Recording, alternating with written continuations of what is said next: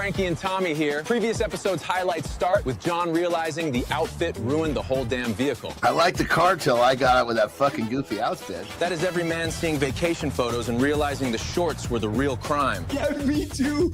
I thought you would have been driving me around somewhere with that outfit on. Keith saw that outfit and assigned Jon the midnight airport pickup nobody survives emotionally. Dude, with that mask on, you better be careful. You see me coming in with that, you're like, oh fuck, he's hungry. That is how families describe Dad opening the fridge after everyone already cleaned the kitchen. I better tighten up my belt. How are you, brother? Good to see you here today. What's shaking today? What's going on? Oh. Another great day, baby. Another great day. Yes, absolutely great day. Hey, we got a dude here, Johnny. You will not relate to him because the guy got rejected 40 times in 50 jobs. 40 rejections? I get ignored once and start calling my couch a wellness retreat. The guy's been trying to chase jobs. Daniel Siddiqui's joining us. It was a fucking problem, dude. I get the fucking job thing. Well, that's why we're going to have some fun with him. Daniel Siddiqui is joining us. 50 jobs in 50 states. Meet the most traveled person, perhaps the most rejected person in the world as well, coming up this morning on the show. That intro has passport stamps, unpaid bills, and a hotel waffle eaten in silence. Oh, yeah. It almost sounds like he was trying. 50 and 50. 50 and 50 sounds tough until you realize even his luggage started saying, bro, pick a lane. Well, you know, so it's funny, brother. It's funny you say it, because we're going to have a little phone today. What's going on, Whitaker? Good to see you there. Yes, I thought Jon was the Green Hornet. We all thought Jon was the Green Hornet.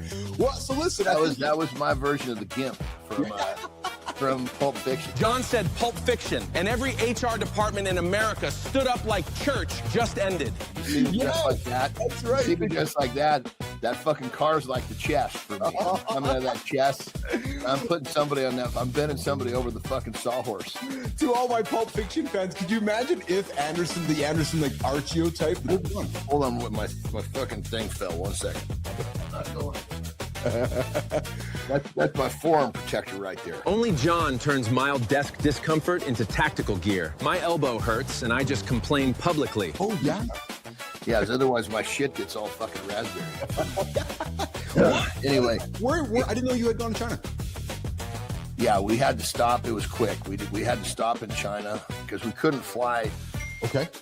We needed to go to get to North Korea. We had to stop in China. That travel route sounds like the kind of layover where your phone starts praying in airplane mode. Oh, of course. Yeah.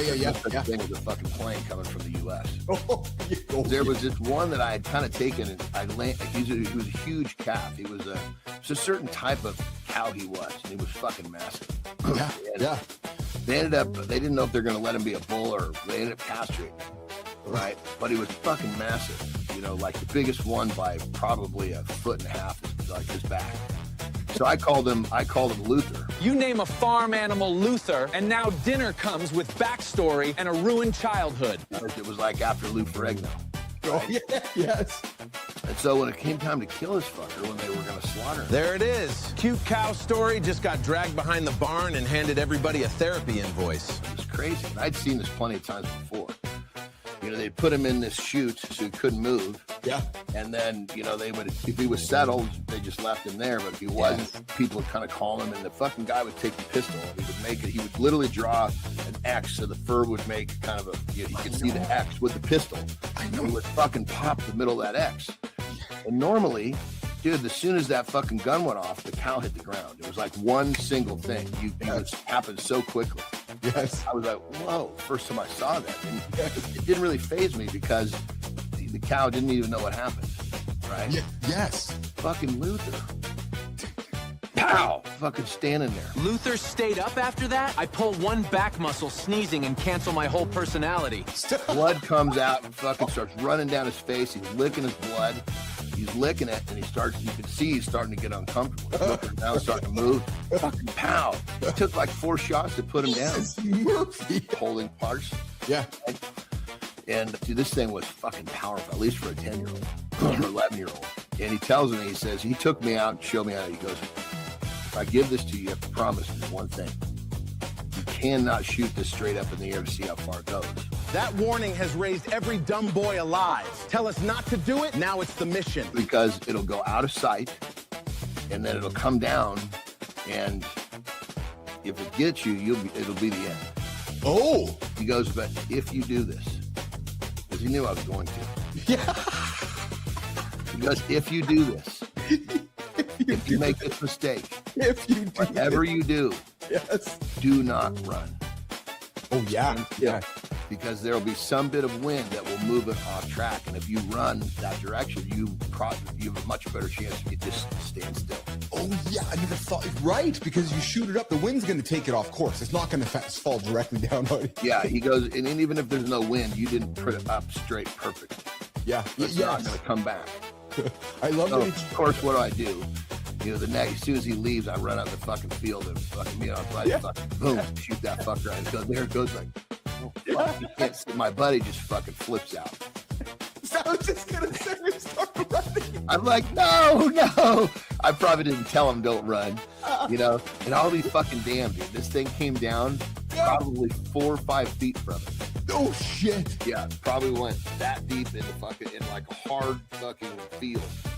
Like it hadn't been tilled. You've never seen two fucking guys smile as much as when they're talking about a big black cock as those two motherfuckers. If this kind of stupid makes your morning better, watch the previous episode. The full show is up next.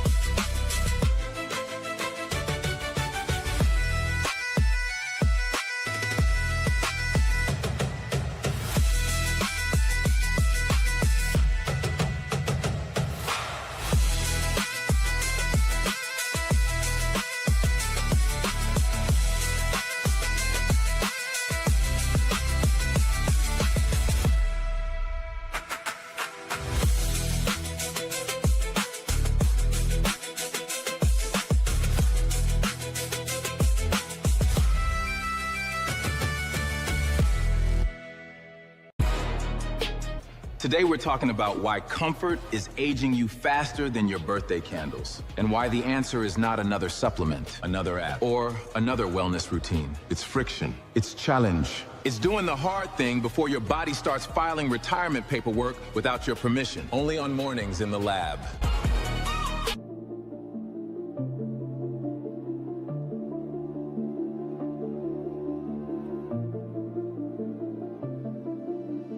Good morning and welcome back to Mornings in the Lab with Keith, Jon, and Frankie. Your live morning show for real talk, motivating content, and big conversations. Come hit the like, come subscribe, and come jump into the comments. Another great day, baby. Yes, absolutely great day.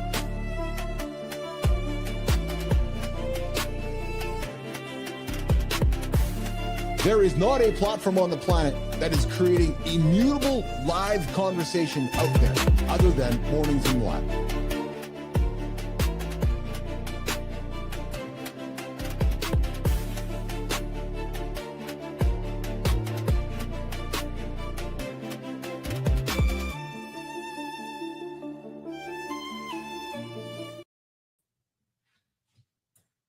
Oh, I guess the music stopped. Hey, look, nobody is saying you need to move into a cave, wrestle a bear, just drink some rainwater out of your shoes. But if every day is soft, maybe it's predictable, maybe it's friction-free, maybe your body starts adapting to the weakness, and maybe, just maybe, your mind starts adapting to the laziness. And then eventually your ambition starts asking for a blanket, and then that warm glass of mediocrity. Well, hey, today, we're going to go after that regular, comfortable routine that's quietly turning grown men into couch ornaments. But nation, you know how it goes. But first, good morning and welcome back to Mornings in the Lab with Keith, Jon, and Friends, your live morning show for the generation that we call X. Your live morning experience for motivating content, entertaining conversation, and some little bit of help to get your day off the couch with a little bit of public and accountability with some excuses that, well, content that just make you feel uncomfortable along the way. Hey, just a reminder, guys, this is an X-rated experience. Sometimes it just delves into the world of R-rated experiences, but mostly X-rated. So if you grew up with the magazine stashed in the plastic bag, hidden in the forest so it didn't get wet, this show is for you. Yes, it is, baby. And hey, if you are listening without headphones on, yeah, put the parents, put your headphones on. Tell the kids to stick around because we are going to entertain and educate the kids today. Hey, we got the daily poll over on mornings.live. Yep, mornings.live's got the poll here today. Looks like Kai got onto the internet. Hey, Kai. Hey, nation. Looks like Kai's connected. Kai's having some problems connecting. Yeah, so we might see a green signal in and out of the show here today. But Kai, good to see you this morning. What is your biggest excuse for skipping the hard stuff nowadays? Too busy? Not feeling well, or I've done enough? Hey, we got Jorge, don't call me George Toledo, joining us in the show coming up today. The guy spent 1,775 days in one of Venezuela's worst prisons. Boom, coming up. Craziness, man. I'm looking forward to that conversation with Jorge, don't call me George Toledo. Or it's George, don't call me Jorge. I don't know. But Mr. Toledo was joining us this morning on the show. Excited about that one. And hey, we got a question of the day. What's one hard thing you're going to intentionally do today that your body will thank you for tomorrow? What is it? What's the one thing you're going to do today? Yeah. Get up, get after it. Come let me know in the comments. The comments are open. Good morning, nation. Good morning, Holroyd. Good morning, Sullivan. Good morning, Maddie. Good morning, everybody out there. Good morning, Jess. I know you guys are out there. Good morning, everybody. And hey, to all the snoozers out there, oh, where are we now? Oh, yeah, we are now past that 20 hours, kicking closer to 21 hours of your life laying there, aimlessly waiting for your life to get started while the rest of the world moves forward. So my snoozers, get up, get after it, and come join us live right here on the Mornings in the Lab Network, your live authority network. We get started Monday through Friday, 7:30 Eastern time with Matt Roof, gets Kindness Rising Roll. We get started at 8 o'clock. And then, of course, on Wednesdays, we got What the Truck. We got Cheryl Whitaker. Thursdays, we got Jason Hewlett Show. And, of course, on Tuesdays, we have tomorrow. Hey, tomorrow, we got Thoughts and Coffee with Sarah Barnes-Humphrey from the Supply Chain. Yes. Hey, we got a lot of fun stuff on the show here today. Looking forward to today's conversation. I'm going to have a little sip of my morning coffee. Oh, yeah. You know, Jimmy, every now and then, you just love that little sip, eh? Just love that sip while I'm enjoying it this morning. You know what I'm not enjoying this morning? I got to tell you. I'm not enjoying reflecting on the anniversary of Chris Cornell's death. Yeah, I saw that. I'm gonna talk about it with Johnny when he arrives in a few moments here. But I was just kind of scrolling through the news this morning, and I was like, "Oh man, dude, we lost a legend, Chris Cornell, a number of years back. Sadness. So I'll maybe take a few moments to reflect with Johnny here today about the Chris Cornell situation. And hey, did you guys see what happened in Texas over the weekend? Yeah, it looks like it's going to be a plane show here today, Jimmy. Yeah, we got a few planes on the agenda, and it's craziness. Yes, everybody survived. And how about what happened Saturday night on Netflix? Did you guys watch what happened Saturday night on Netflix? I did. Yeah, and it was over. That's all I'm going to say. It was one of those, oh, it's over already? Yep, true story. And hey, what also dropped this weekend, we talked about this a while back. We talked about it a while back, but we talked about this a while back. Christopher Nolan's The Odyssey. It's, the big trailer dropped over the weekend here, and that movie's coming out this summer. Looking forward to that one, which is it's a pretty big deal. No question about that one. So looking forward to it. And of course, Jorge Toledo from Citgo Boardroom to Caracas prison, 1,775 days in a Venezuelan prison hostage. He went into a meeting in Venezuela in 2017, ended up spending almost 1,800 days. Dudes, nation, do you imagine heading out for business and next thing you know, hey, honey, yeah, I'm stuck in prison. What? Almost 5 years detention. Hey, Kai, Jimmy, Neiman, there's gonna be a lot of people that if they keep hitting the snooze button, they're gonna be in the same situation as George was. Think about that, right? So folks that are laying there just hitting those 9 minutes before you know it, and I'm looking forward to. Hey, nation, hey, Jimmy, Kai, Melissa, let's make a mental note of this one. In 1,775 days, we're going to bring George back to reflect on this conversation and remind everybody that had been snoozing forever. Yeah, exactly. Hey, so I also saw a little bit of news. Why was there a seaplane? Yeah, so to all of you guys that spend any time in Arizona, we know there's not much water in Arizona.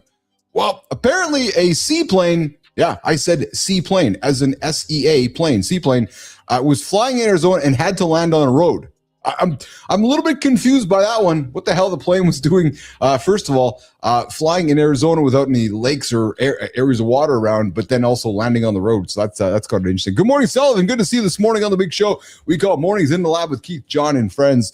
So like I said, Jorge Toledo coming up here this morning. Big week of guests, man. Tomorrow, Tom Farley. Yes, and if you recognize the last name, it is that.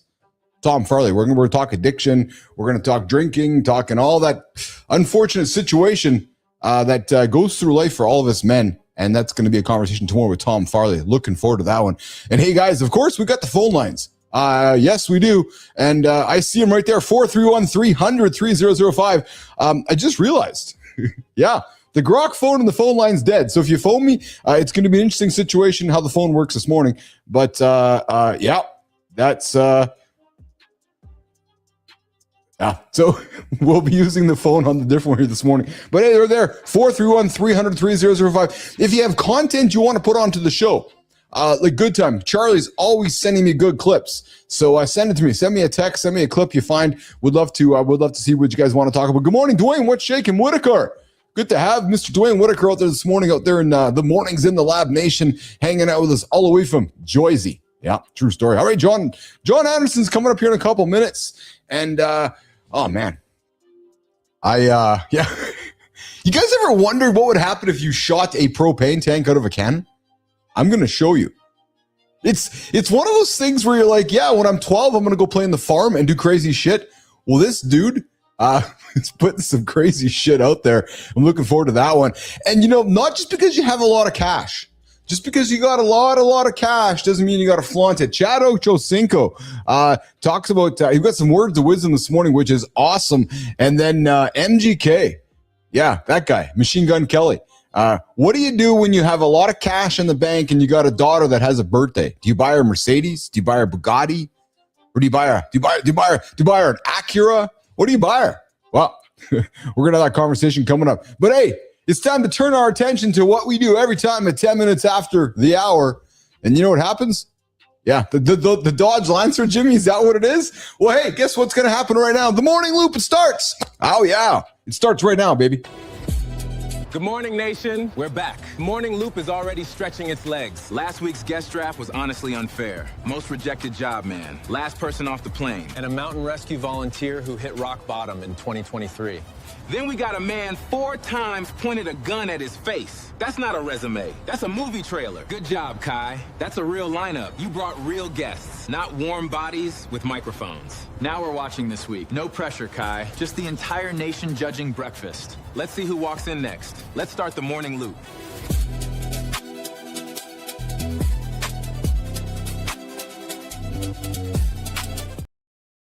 I got something fun I'm going to put on the table about 8:30 this morning. About 9:30 this morning. Live streaming is growing up, and most people still think it's a toy.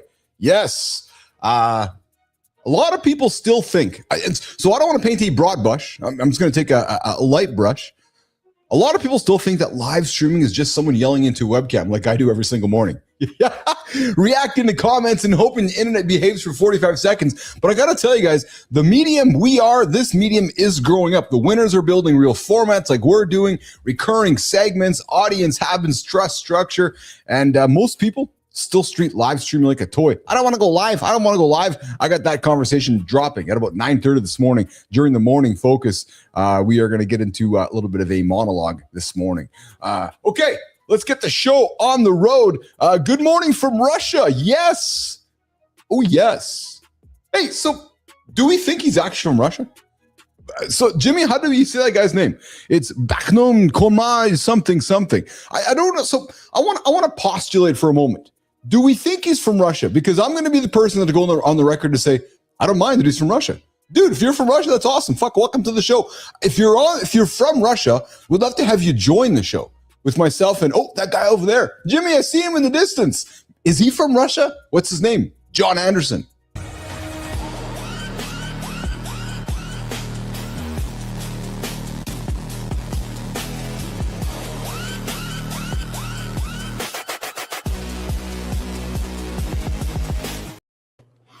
Nice pose. Borderline not paying attention. The IROC didn't interest you. Did it interest you? No, I loved your pose. Come on, man. Jesus Christ.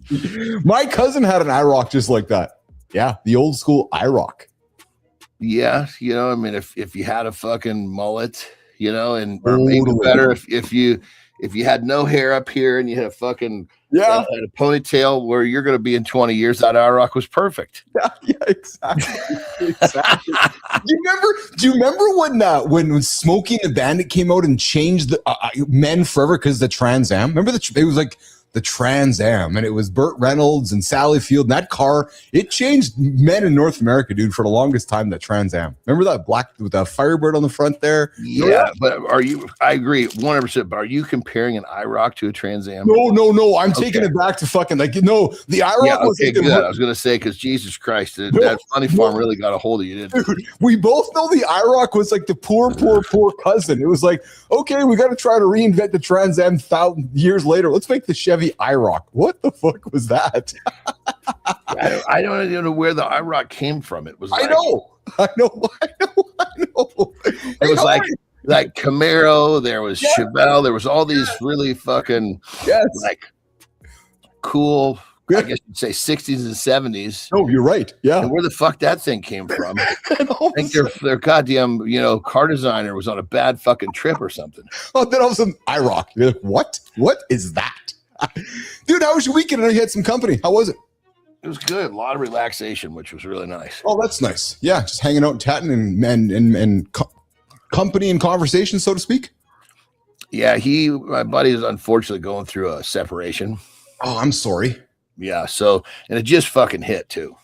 Oh, like just hit him kind of thing, like mentally, you mean? Like it was one of those, like kind of like waking up going, oh, my life is now different? Yeah, but I mean, it all hit like fucking bam. Right? I mean, it was like not like it hit him. The whole thing just happened. Oh, no shit. So you're correct. It just hit him because it just happened. Oh, yeah. Good morning, Scrappy and Storytelling. Hey, guys, it's been a hot minute. I was definitely a Trans Am guy. That's funny. And then, yes, we got the guy from Russia. Oh, no, it's Sullivan. I don't know if you should be admitting that, dude. I don't know that that's a positive thing. Oh, who's that Scrap Iron Storytelling? I'm having a Scrap Iron Storytelling. I'm trying to, I can't recognize the image. Oh, no, it's a Trans Am guy. We can deal with that. Yeah. Oh, yeah. I thought it was an IROC guy. I was like, no. Hey, Sullivan, we love you, but you can't be the IROC guy. No, we only like Trans Am. Sullivan stays an IROC guy? Jesus Christ, what's wrong with you, Sullivan? Fuck. Oh my god. So your buddy, like, as in just hit oh man, that's fucking tough. Yeah, like that's a fresh wound opening, eh? Well, so here, let me ask you. So as his buddy and as his brother, did you just use your ears, ask questions, just listen? I'm thinking. I mean, he needed to talk. Yeah. So I just kind of, and he was like, it was he was even contemplating if he should come. I'm like, look, dude, what are you gonna do? You're gonna fucking sit at home and do this? You're gonna just sit with people that love you and do this? Yeah, you know. And he just didn't want to be a downer because he knew what the space he was in. Yes. You know? So yes, we trained a bunch, and you know, but you know, he just the more he talked, I was able to actually pick some stuff out. You know, say, look, dude. I don't know if you saw this, but you should probably pay closer attention to this, because this, you know, in 4 years from now is going to be a fucking massive issue. Yeah. Yes. And so we had a lot of conversations about this, that, and the other, and he knows, but it just, at this point, it doesn't matter. You know what I mean? I do. Yeah, I do. How's he dealing with the whole thing financially, Johnny? Or is it not really anything he's really concerned about? They weren't married, so. Okay. Oh, okay. Gotcha. Yeah. More of his mental thing, for him. Yeah, this was a full blown emotional thing. Yeah, I got you. He was. I mean, he's one of them dudes that, admittedly, you know, he likes to be in relationships. He doesn't like to be single. Oh yes, we spoke about that before. Yep. I get you. So yeah, so he was struggling for sure, but it gave us a lot of downtime. Yeah, there you go. Hey, coming up, George or Jorge Toledo. It's either George or Jorge. We're going to ask him in a couple minutes. Johnny, the guy goes to Venezuela for business, I'm assuming. He gets stuck in prison for 5 years. 1,775 days in a political prison in Venezuela. I can't imagine what that was like. We're going to have that conversation with George Jorge Toledo coming up in a few moments. Is there some rumbling about trying to take fucking Venezuela as part of the U.S.? Yes. Yeah. Yes. Dude, if that's not a fucking perfect plan. Well, sure it is. I mean, it's like just like anything else. You gotta beat the shit out of somebody before you can, you know, 100%. ask them to be a part of what you're doing. All right, so let me not going to willingly do it. You got to beat them down first. Let me postulate for a moment, my brother. I was having a conversation yesterday with some family. So it's I don't know, man. As I sit back here, it's pretty clear to me to see the future right now, and it actually kind of started all coming into shape last week. Obviously, the administration was in China last week doing their big summit, their big visit. It's clear to me now. Good morning, Rico. It's clear to me now that we're number 2 in the world after what happened last week. There's no question China's number 1. Let's just put that on the table. Nobody else doing it's true. China's number 1 in the world. So America's waking up going, holy shit, we got to get ourselves sorted out. To do that, all right, let's go grab some Venezuela. All right, let's go take some Cuba, because Cuba has no oil left, Johnny. Let's go grab some Cuba. And let's go grab a little bit of Canada and Alberta, because there's some oil up there. So because if you're going to and listen, I don't disagree. If you're going to compete in the world economy going the next 50 years with China growing at the rate they're growing, dude, I got no problem economically tying together here. I'm just putting it out there. Good morning, former DI agent. Having some conversation with myself and Johnny this morning. So that's my prediction. True story. Yeah, you're right. Venezuela's next. And was there a trigger to this? Was it because you started off by talking about China being number 1? Was that some sort of a catalyst or just a statement? Yeah, no, a bit of both. I was observing what was happening last week with the summit between Xi and Trump, and it's just, Putin's there this week. It's just clear that the world it's we've been talking about it changing. I just think we're seeing now China's number 1, and America's needing to resort itself out here in the Western Hemisphere and to re-emerge as a superpower. You economically need places like Venezuela. You need places like oil in Canada. You need, it's the next 50 years. It is what it is. Well, according to Ray Dalio's, his 500-year timeline study, no empire has actually just stopped their mid downfall. They've never stopped the falling knife. You got to fucking let the dagger hit the ground. Yes. You got to fucking rebuild before it'll come back out. So there's another, China, according to him, wasn't China the next emerging one, or was it somebody else? Nope, Johnny, you're absolutely you're bang on correct. As a matter of fact, last week at that summit, Xi said to Trump, "Can we avoid the?" And I'm gonna butcher the name, John, but I'm gonna try. Can we overcome the Thucydides trap? So there's a philosophy. It's an old Greek philosophy that as two big powers continue growing, like Dalio talks. How does one knock the other one out? Because it's like you and me going, it's like you recognizing that I'm growing and you're like, well, holy fuck, he can't pass me. I got to knock him out. So Xi said to Trump, can we as two superpowers avoid historically? Essentially what Dalio was saying is that for an empire to pass another, one has to collapse. They talked last week going, can we negotiate what's happening in the world right now? In other words, hey, Keith, I'm going to pass you. You can either choose to have war with me or you can accept the fact that I'm about to pass you and we need to figure that out. It's fascinating to me, frankly. It's absolutely fascinating to me. So good morning, everybody. Good morning, Dragon Master. Good morning, former DI agent, hanging out with Chris and John, Keith and John. Speaking of Chris, Johnny, we lost somebody. Dude, May 18th, 2017, we lost a voice I know you enjoyed listening to, I enjoyed listening to. 9 years ago, man, Chris Cornell. Chris Cornell, one of the great voices ever. Was it 9 years ago? It was 9 years ago. Yeah. Where did you put us? Yeah, there we go there. Yeah. Yeah, he was in he was just, I think he was an OD. Yes. Right after a show. Yes. And it was like, I think it was even a doctor prescribed thing. Something was going on. So, it was pretty fucking mild. It wasn't like he was just sitting in there thinking, I'm going to fucking butcher myself. It was kind of like him dealing with his demons as best he could. And oh, man. I remember I was training. Me and AJ were training at the gym there for a while. When I was training with AJ, and there was a period there, Johnny. We lost Tom Wheeland, Stone Temple Pilots. We lost Chris Cornell. And then we lost Chester Bennington, Lincoln Park. 3 legends of voices, man. There was a period of time there, like in that period of time, where it was like boom, boom, boom. So yeah, 9 years ago. Hey, Jimmy, what happened over Texas this weekend? Crazy shit. We go to air shows and you think nothing's going to happen. Jimmy, I think you got a clip for this one. If you do, let's run it, pal.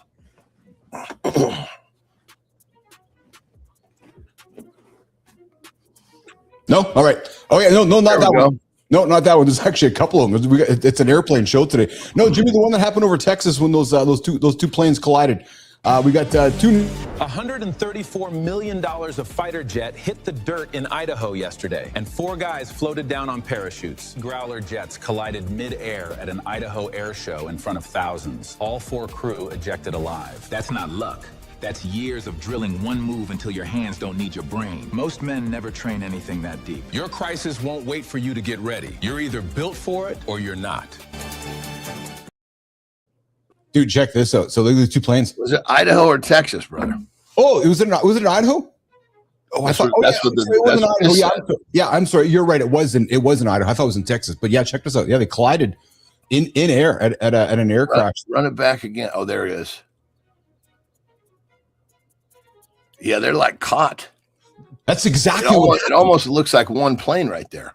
Yeah, so Johnny, you're right. They actually got. So I saw somebody who had actually broke it down in slow motion. You're right, John. They got interconnected. One of the pieces connected to the other. And they got caught together. They used to have those planes that were like much bigger. Remember how big the planes in Top Gun were? The movie. It almost looked like one of those planes. Yes. Yeah. That's absolutely it. So that's crazy. Let's go to the other plane. So last time I checked, John, not a lot of water in Arizona. And I know there's not much water in Arizona. There may be a couple lakes here, a couple lakes there, but not a lot of water in Arizona. So I'm not sure why a seaplane. Hold on. What isn't fucking Havasu in Arizona? You're right. Yes. It's not a lake here and a lake there. It's a fucking massive body of water, brother. 100%. But for the most part, Arizona is a desert. I'm having some fun with me here. Why is there a seaplane landing on a street in fucking Arizona? Like I'm hoping they're close to Havasu. I'm just hoping that they are, to your point, because there's a fucking guy in a seaplane. He's like, oh, we got to land, and just landing there on the street, which might not a lot of fucking places to land right there, is there? No, not a lot of places at all there, actually. Thank God there's that 4-lane road. It would have had a chance. Yes. Yeah. Yes. Yeah. Exactly. And Jimmy, let's run this one too. So, hey, Cuba, Johnny, running out of oil. What's up with this one, Jimmy? I think you got this one here too. Is the U.S. offering something, $100 million? What is it, Jim? Let's run this clip, bro. Cuba's been in the dark for weeks, and now the CIA director just landed in Havana with a $100 million check and a list of conditions. Cuba has no oil deliveries, rolling blackouts for weeks, and Russia stopped showing up. The U.S. offered $100 million in aid, but only if Cuba agrees to meaningful reforms. They called it a fable, then turned around and said they'd accept it. That's not pride. That's desperation negotiating. When the lights go out long enough, everybody comes to the table. Actually ran out of oil, like no power. Didn't that happen a while ago? Well, so I told you they were about to run out. Yeah, they're out now. So they are. And there's nations now looking to use coal and so forth to create power. So again, I kind of wanted to throw it on the table because we've been talking about just the changing world. All these rumblings of the energy shortage. Yes, I figured it was going to pop up already, but it hasn't. No. I think as we go through the summer months, we're going to start seeing some craziness happening. Speaking of craziness happening, as you were hanging out with your buddy on the weekend, although what was our remember he was telling how you feed the public, you bash them with it till they're just about fucking don't care, then you step back, and then you double down. Yeah, so right now they're stepping back. Yeah, they're stepping back, exactly. And then when they come full force, we're like, oh fuck, we heard this 2 months ago, god damn it, and then we just accept it. Oh man, coming up, George Toledo, 5 years inside two of Venezuela's worst political prisons. Hanging out with myself and John in a few moments, but before we do that, hey Anderson, I do not expect you to have watched what happened on Saturday. I was working and I just threw the TV on because I knew it was happening to be on, but Rousey fought Carano on. No, my buddy likes to fight, so we watched the fights. Did you watch it? I didn't make it up to the last one though. Well, you didn't, dude. It was. I only need to stay awake for 17 more seconds, but. What? So 17 seconds. That's so I the fight started. I put my head back on the pillow on the couch and it was over. I was like, oh, okay, that was done. Well, you know so remember when Rousey went when she was undefeated and she lost, right? Yes. Went into this fucking brutal depression, right? Yes, and just had all sorts of trouble with, anyway. Got over it, went to the WWE, realized, okay, there's an entertainment value here. Let's just keep making money. Yes. But when you watch her, like when she wins, it's almost like you can see this relief because, here's this female who had this side of her that was just this ultra Olympic competitor. Yeah. Undefeated, yes, went through this brutal depression. I mean, who knows if you ever get out of something like that right away. Yeah. And she's fucking she's basically poking the bear right here. She's like, fuck, am I going to have to go back into that place or am I going to be able to, you can see right there. She's so happy. She doesn't have to go back into that place. Anderson, I think I think what you just said in the last minute, what was in my brain while I was watching it and after, because I was having a hard time articulating what just happened right there when it was over and she laid back. And like that moment right there. That was the release of fucking thank Christ I don't have to go back in that dark space. And thank God it wasn't an extra few minutes longer. Thank God I didn't have to beat my face up or beat her face up. And like it's like Anderson. She couldn't have left the octagon, left the arena to cash that check fast enough. To your point, eh? It was like, okay, it's over. Let's get the hell out of here. And then how about the Diaz fight? All that blood, dude. I was like, that was nasty. Did you watch that one? Yeah, that was the one I wanted to watch. Yeah, I kept fucking falling asleep though. God damn it. Yes. Yeah, I should have texted you because so was I. I had just an eye open.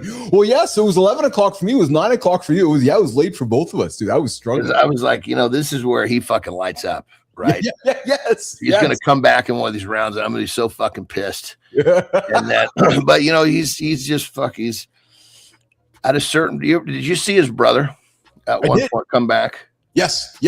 And, there's a certain point where that thing is just no longer there. Well, it's funny you said it because you wonder if that's going to happen in July because they made the announcement during the night with McGregor coming back in July. Does McGregor still have the thing with all that money in the bank? Like, is he still hungry? Are you still hungry? Well, and that's hunger is part of the thing, but not everybody has the thing that I'm talking about for the Diaz brothers.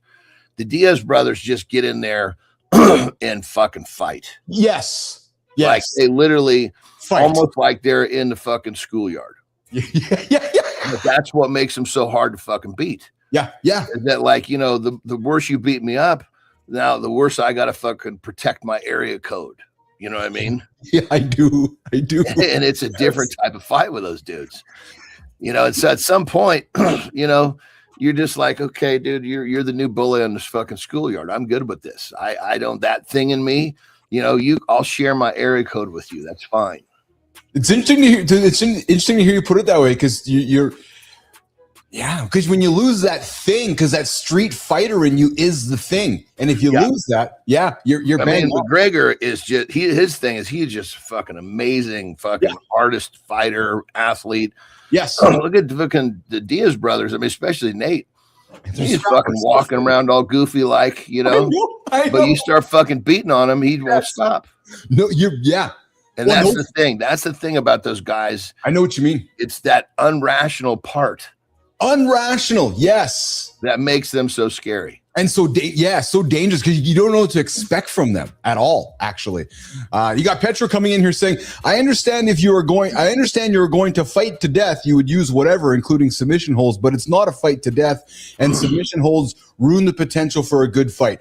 Well, so there's something interesting about that, right? So you've been in the ring, Johnny, and you've been in this world, like submission, right? Like, you know, did we ruin a good fight because it was a submission hold? Well, it depends on, you have to determine what kind of fight you're talking about. Yeah, well, that's exactly it, isn't it? I mean, if it's a no holds barred fight, then anything goes. Yeah. Yep. Yeah. Mike, I see you. I like the Bree brand, Mr. Mike. Yes, Nick Diaz is on. You know what you're talking about. You don't know what to expect from that type of fighter. Yeah. Actually, if you flip it around, you do know what to expect. It's just you can't believe how far they're willing to go. Well, good point. Yes, that's like, a good point. This guy's willing to go further than me. Yeah. If we both get caught up in the same shitstorm, he'll go further than I would. That's what's fucking irrational. You can't let him get a hold, because once he brings you in his world, you're done. It actually is predictable. You're right, because it's Good morning, Whitaker. Yeah, you're right. It is all a big chess game.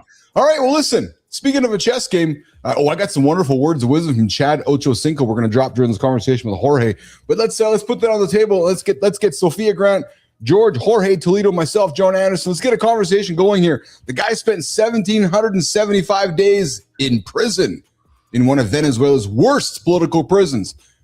Jimmy, Sophia, let's get the conversation started this morning on Mornings in the Lab with Keith, John, and friends. Most people think they know who they are because life keeps confirming it. The title, the calendar, the room. But take those away in one morning, and a different question shows up. What's left of you then? That's not a thought experiment for today's guest. It became his life inside a conference room in Caracas. Jorge walked into that room as a senior Citgo executive. He didn't walk back out for 1,775 days. Less than 2 months earlier, he had been promoted to Vice President of Supply and Marketing at Citgo. Then military intelligence forces entered the meeting. Jorge and 5 other Citgo executives became the men known as the Citgo Six. What followed was nearly 5 years inside a military detention site, then El Helicoide, one of Caracas's most notorious prisons. There was a trial he describes as without evidence. There was a sentence of 8 years and 10 months. There was captivity by design. And while Jorge was locked away, his wife Carmen fought outside. Families become hostages too, just with different walls. That's the part men need to hear. Survival is not only breathing through it, it's watching the people you love carry it. Jorge came home in 2022 through a US and Venezuela prisoner swap. But freedom did not mean everything instantly felt free. So he wrote the book titled 1,775 Days of Captivity, Survival, and Growth, to show what that time taught him. Today, he speaks about leadership, mindset, family, spirituality, and what adversity reveals when everything comfortable gets taken away. Jorge, welcome to Mornings in the Lab. We're honored to have this conversation with you today. The guy walked into a Venezuelan prison. Yeah. Didn't leave after 5 years. He was stuck there. Let's bring him in. Jorge, George Toledo this morning on Mornings in the Lab. What's up, George? Is it Jorge? Is it George? What is it? Tell me right now. Whatever is easier for you, my friend. Well, so I've had friends that were both. I've had Jorge's and I've had George's. So I was like, I'm not sure what to call you today, so I'll call you Jorge. Don't call me George. George, don't call me Jorge Toledo. I'm happy with George or Jorge. That's perfect. Well, we're happy you're here after spending 1,775 days in prison. Yeah, it has been a journey, but I think the most relevant one, besides from the experience standpoint, besides spending 5 years in a dungeon with being tortured physically and psychologically, is how to manage to survive such these harsh conditions, and that's, I think, is the core of my message in my book. Well, so brother, let's check this out. I mean, everybody hears what the story is, but myself included. I have no idea what you went through, say, in an average 24-hour period. So describe that for us. Well, first of all, the location. So I was sent into a dungeon, literally a dungeon, underground, no fresh air. I had a fluctuation between very cold temperature to no air conditioning whatsoever. So I spent 2 years and a half in that dungeon with a very intense light on top of me, what deprived me to sleep. So that's part of what is was there other people there with you? Yes, I was in the dungeon, or the cell was a very small space, and I shared that with several cellmates. So it wasn't an overcrowded environment. So it's when you extend this process along the time, it's like putting you into death in a slow and prolonged period of time. Mercy. So, you never left that room for 2.5 years? I was moved to different cells within the same conditions. The reason was, first of all, I was imprisoned with other 5 colleagues by the intelligence military agency of Venezuela, and I was sent to a maximum security prison. So I was an executive of an oil company, so why in a maximum security prison? So, but their strategy was to split us out. They didn't want us to have communication because we were isolated. We didn't have any communication with our families, nor with the attorneys by several months. So that is what is called a forced disappearance by the Rome Statute of International Criminal Law. So I was moved to different cells, some of them in isolation, which was a 2-meter by 1-meter type of space. Wow. Like 10 by 6 feet, without a bathroom, without air. So what would you do? I mean, did when you had to take a piss or a dump, you just went to the corner? Okay, that was a very good question. So we were supposed, while in isolation, to be allowed to go to the restroom once a day by about 10 minutes. But sometimes that didn't happen. So the guards gave me there was a 5-liter bottle of water, or bottled water, empty, plastic. So, and I that's my where I did my urination, and plastic bags to defecate. So in this situation, by 2 or 3 days, can you imagine a 2-meter by 1-meter closed cell with feces and urine deposited there? So it was, very extreme. What would they allow? What would they give you to eat on a daily basis? Well, that was part of the psychological and physical torture. So I bet. the diet was very short in calories, and mainly starches or carbohydrates. So I had a little portion of rice or pasta and some oil on top of that with, some fats.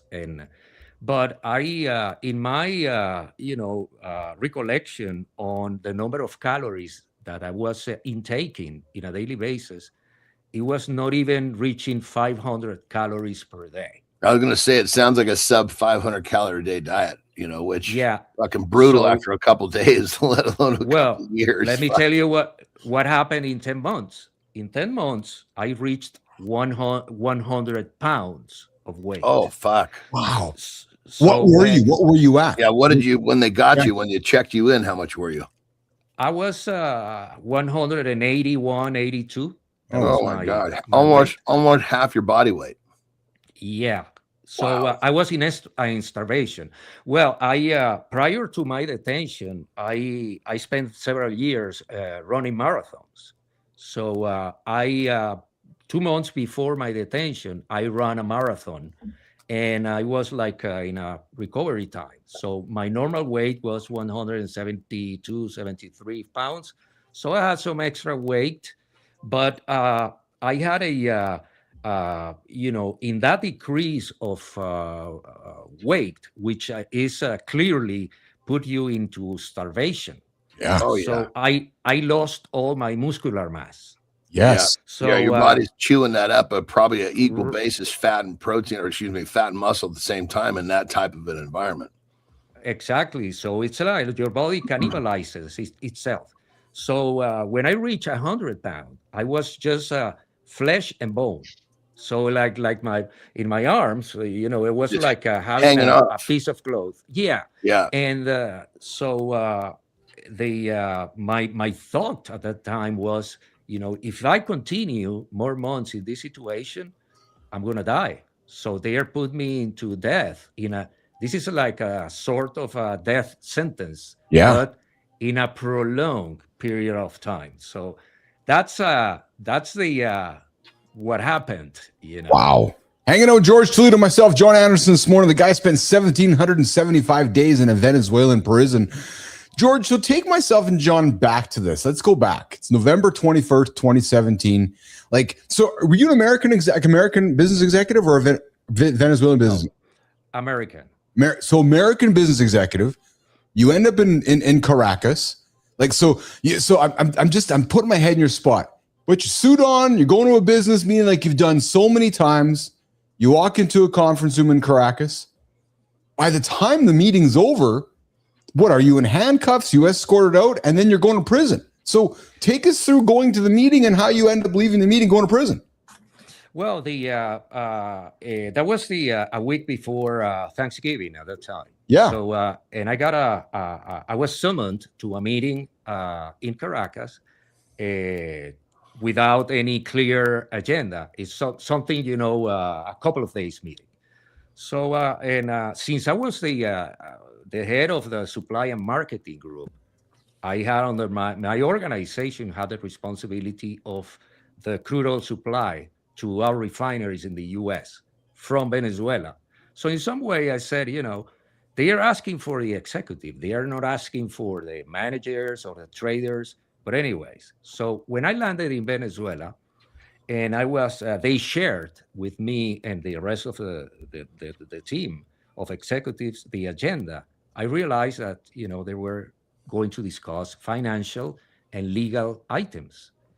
There's no supply. I'm the guy responsible for the organizations to bring in crude oil to the refineries and taking the products to the market. So the meeting started, and then we were requested to stay one more day. So I arrived on the meeting started on the 20th, and then we were asked to stay until the 21st. So we had meetings during the morning, and exactly by 10 in the morning, in the midst of the meeting, a group of about 20 guards covered with, armored vests, their head covered, and with long weapons erupted into the meeting room. asking for the Citgo executives, and they very respectfully, they moved us to an empty room next to the meeting room, and they informed us that we were detained without any warrant, without an order of the court. Not even they shared initially the reason of the detention. So we were wearing, suit and ties, and we were handcuffed on the back, and we were put in their vehicles and taken us to this maximum security prison. So that is when what I mean the torture started, because I was handcuffed in the back, and we were put in a small room sitting on the floor until the following day.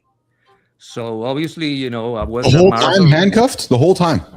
The whole time, and I spent the night. So I spent the night of the 21st, handcuffed, sitting on the floor, and it was a very strong pain that I was feeling, not only in my joints, just to be in that position for long hours. It's because the handcuffs has some sort of lock that once they put it, that lock their position. So because when you move into your fucking wrist like a motherfucker. Yeah, well, I was bleeding in my wrist, but since I was a marathon runner, I was used to drink a lot of water, so I needed to go to the bathroom and pee. Yeah. Hey man, I need you. I asked the guard, I need your help, to stand up because my joints are killing me. So he said, figure it out and go to the bathroom. So and then after long minutes, I was able to stand up, and I was handcuffed in the back. And I saw the guy and I said, hey man, you have to help me, because otherwise I'm going to pee on my pants. So you need to help me to take out my friend and help me to pee. So he was so gracious to handcuff me on the front, just to be able to, God, that must have felt so much better, though. Holy shit. And then, once I finished, and let me tell you, to manipulate, my penis to, pee in that condition was very hard, although I was handcuffed on the front. So, and then when I finished, I was put back and at the same position, sitting on the floor. So that was the welcome reception for us in this maximum security prison. Murphy, I'm taking it all in and listening, because I can't. So that sounds. What is it that triggered this whole fucking thing? Yeah. Well, that is was part of a long time learning curve, because the following day, on the 22nd, we were taken to the courthouse, and then we said, "Man, we're going to know why we are here, because that was crazy. It should be a mistake." So we were taken to the courthouse, and there was a hearing to present us to court, and there was a prosecutor, and they said, that we were incurred into a corruption activities. Said, well, but you have to show evidence. So they presented cases of corruption, embezzlement, racketeering, and things like that, without any evidence. It was just the indictment. It was a document. So we were assigned attorneys at that time for that hearing, and they said, well, there's no evidence. There should be an investigation carried out to see whether there's evidence or not. So the response of the judge at that time was, if that is a situation, we need to carry out an investigation. While the investigation is running, these gentlemen are going to be in prison, because since they are Americans, there's a high risk of having them leaving the country because They are foreigners in some way. So, and we were sent to prison, just waiting for that investigation. And then, the journey started, and the days and the months and the years passed, waiting for, that investigation to be concluded. So at that moment, we said, so what is the reason behind this? What is the reason here? And there is several speculations, and I heard things from my cellmates saying that there was a geopolitical affair as a result of the confrontation that happened on that time between the U.S. and Venezuela. That was the first administration of Trump. And during the first administration of Trump, particularly in 2017, the Department of Treasury at that time issued the first economic sanctions against Venezuela and its executives. I remember. Officers. So the confrontation was very hard. So, and it was a lot of confusion.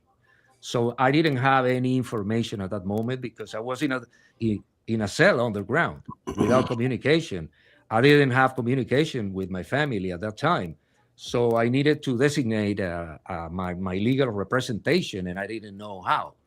So I didn't have any way to get supplies, such as a toothpaste, a soap bar, so things like that. So fortunately, when you're in prison, you develop a what I call a cellmate brotherhood, that people in some way in the same circumstance start to helping each other. I bet. So I had cellmates there that gave me water because I was taking tap water that was contaminated. As a result of that, I had amoebiasis. I had my stomach, I started getting all the ailments you can figure out. So I started having problems with my blood pressure. I had started problem with my kidneys.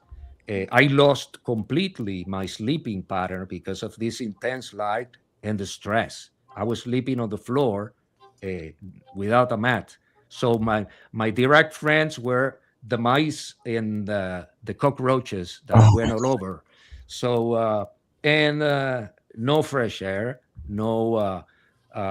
We didn't have the luxury of spending time outdoors to have sunlight exposure and fresh air. Just to give you an example of, in 2018, I was taken 3 times along the year to a parking lot in the back of the prison by 10 minutes each time. That's it, 3 times. That's it. So my skin started changing color. And when I had the opportunity, when one of the times that I went out to this parking lot, I approached a car and I saw the side mirror to see my face, and I was in shock. The color of my skin was gray, so I looked like an alien, and said, if this situation extends in time, I'm not sure if I am going to survive, because there was the uncertainty of not knowing what was going on with us and the reason behind our detention, and even the possibility of being released at some point in time. What an incredible story we're hearing right now with our guest, George Toledo, myself, and Jon Andersen. The guy spent 1,775 days in prison. Johnny, I got to be honest with you, man. After hearing George talk, and you've talked before about, you're like, I think in some bizarre way, being in prison would be interesting to you because you're a man of systems. You're a man of repetition. This is a different kind of a. I know, and I'm thinking about that, John, because I'm equating to kind of like how you and I've joked about that a little bit, and I want to kind of lean into some of this. But before we come back to George, hey, George, we had you for 30 minutes. I just want to be respectful of your time. Would you have some time to spend extra with us after we reset the hour, or do you got to rock and roll out of here? Well, whatever, I'm very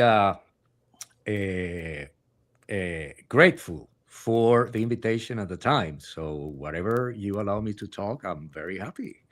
Would love to do that with you. Well, let's do this. Hey, Jon. So, we're the three of us men are aging. So, hey, George, I'm 54. Johnny's 44. He's a young man looking great at his age. George, how old are you? I am going to be 65 this year. Wow. Well, look what 72 looks like. I found a clip this weekend. Boys, we grew up with this man. And there's many people going, this can't be him in real life. Jimmy, let's run him, man. Here's John Travolta unveiling a new look this weekend. This is what 72 looks like. Yeah, there he is. Wow. I know. Wow. Dude, looks like a young man. He shed a bunch of weight. Johnny, he looks incredible. Yeah. He looks incredible. It's his daughter. Yeah, he's 72 years old, and there's the internet was going crazy, going that. Remember how there's the Jim Carrey thing that they're going, that can't be him. Like, look at the way he's walking. There's no way it's a 72-year-old man. But yeah, there's John Travolta at 72, joining us this morning on Mornings in the Lab, looking really great. Hey, and I gotta throw something really fun here. George, myself, and John always joke about growing up and doing crazy shit. And I've always been fascinated by what happens if you do crazy shit with a propane tank. Jimmy, what the fuck is this? Watch this dude, guys. Check this out here. Look at this guy. Andersen, did you do crazy shit like this? Until the cannon's full and we launch them all. So this is day one tank. Tomorrow we're going to launch 2 tanks. That's a deep fucking thing he's putting that in. I know. It looks like a missile. Well, watch. Wow. Yeah, we don't see the end result of it, but it fucking goes, man. Yeah, look at that thing. Craziness. Jorge Toledo, myself, Jon Andersen this morning at Mornings in the Lab with Keith, Jon, and friends. Hey, George, when we come back, I'm going to do a lifestyle tip with Andersen and reset hour 2. When we come back, like when you sit and reflect today, and you reflect about that instant sitting in prison for so long, and you think about the horrors done to you, I can't imagine your the mental state, the PTSD that you go through today, or not. George. Yeah, well, I think that's the result of how you approach a situation of adversity or a tragedy. So you can take your situation of adversity or a tragedy as your destruction, or the justification of your destruction, or you can take it as an opportunity to create value for your life and become a better man. That's the 2 scenarios. What's my saying? I have a saying that matches this perfectly. I want to see if Keith can choke it up without screwing it up. I'm for sure going to screw it up, George. Every tragedy. No. Don't. Starts with don't. Yeah. Don't let a good tragedy go to waste. There we go. Yes. So George, it's clear that you had a massive tragedy, and you took that tragedy, and I joke with Johnny all the time. You could have chose to let that, I guess, carry you as baggage your whole life. I'm simplifying it, or you can. And I'm not trying to demean it. Or what you're saying is you can just choose to do something with it, George. Well, I use the analogy of the toolbox. So yeah. when the second or the third day in prison, I said, I have an experience. I have, whatever I had learned along my life. I have my toolbox of experiences. So I'm going to use this toolbox to survive. Meaning, at that time I did meditation, yoga. I was in shape because I was a marathon runner. So, but along 5 years, you're having experiences and learnings. When I left prison and I came back home, I went back to my toolbox and I opened it, and I realized that I had a lot of new tools. Wow. New tools that I got from my experience. And just to give you a few examples: patience, tolerance, resilience, endurance. I improved my negotiation skills and leadership skills. I had to negotiate for food or for a space to sleep with a bunch of guys in a prison. So it was not an easy negotiation. And I was used to negotiate, dollar billion contracts of supply or sell. So, but I was negotiating items that was fundamental to stay alive in a specific day. So I, amongst other bunch of tools. So, and I said, I am bringing value out of this tragedy that is going to bring my life to the next level, in my next journey as a free man. So that's just a very quick example on the type of value that I extracted from a tragedy. And anybody regardless their background or whether it's a housewife of the president of a country and all in the middle, can extract value out of their particular situations of adversity, obstacles, and challenges.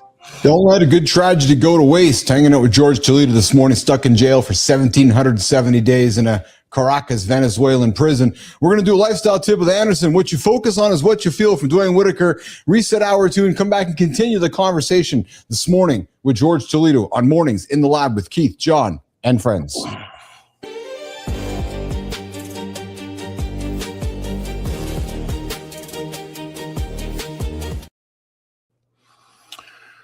All right, lifestyle tip. We've been kind of focusing on having you guys ask yourselves questions, and I just cannot veer away from our guest this morning, Jorge. He's got a pretty amazing story, and takes one of my favorite sayings and I mean put it to the fullest. So here's the questions. There's going to be I guess it's going to be kind of multi. I mean, more than one question I want you to ask yourself. I guess the first one, just coming out of the gate to ask, is simple, a little easier to digest, is are you taking your life for granted?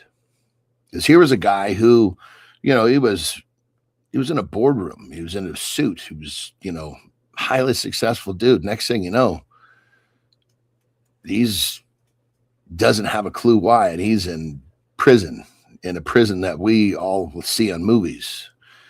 And all just in one little quick swoop. So, not to say that I'm not trying to scare anybody, but life can shift.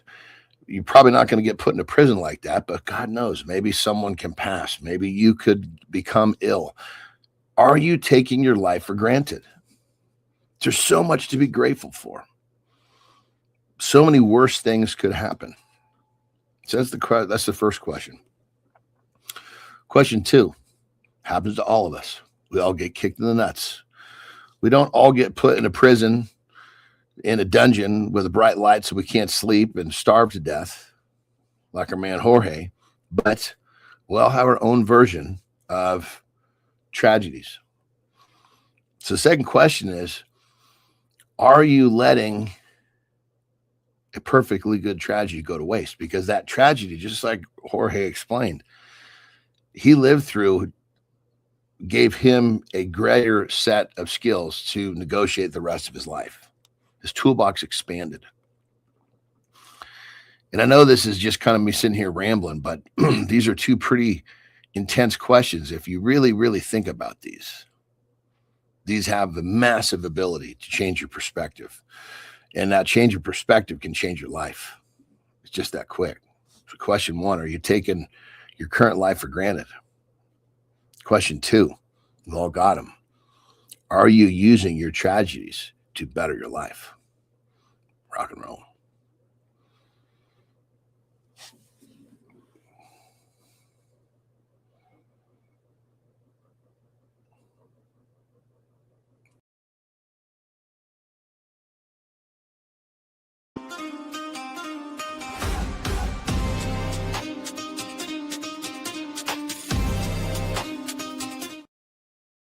Good morning. Welcome back to Mornings in the Lab with Keith, John, and friends, your daily morning show for the generation we call X, every single day, live on the Mornings Network, 8 o'clock Eastern time with myself, Jon Andersen, and some wonderful guests like this morning. We got George Toledo, stuck in a prison for 1,775 days.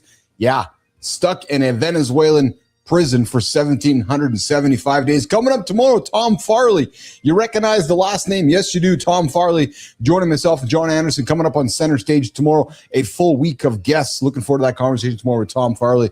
All right, we're going to bring back George to keep this show going here. And Jimmy, let's bring it back up here. I got a question for George. So George, I got to be honest, man. I'm so captivated by your story that I'm sitting back and listening to some of the questions. I don't even. So I want to go to forgiveness with you.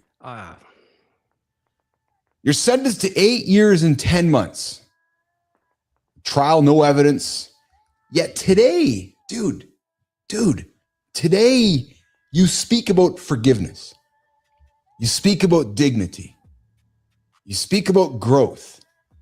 Like, what gets you angry today? How do you forgive? How do you tell a man today who just got cut off in traffic, who's fucking pissed off like a son of a bitch, and he's all worked up, yet you've spent almost 2,000 days in prison, yet you're able to forgive people? We hear about things like Stockholm syndrome, where we get close to our captors and our guards. Like George, how did you forgive yourself, and how did you reconcile with some of the emotions you were feeling towards your captors during your time in prison? Oh, did we lose George? Hey, Jimmy, I think we lost George here. George, I see you on screen there, bud. I'm losing audio. We got you there, George? I lost the audio, kid. Yeah, can you hear me now?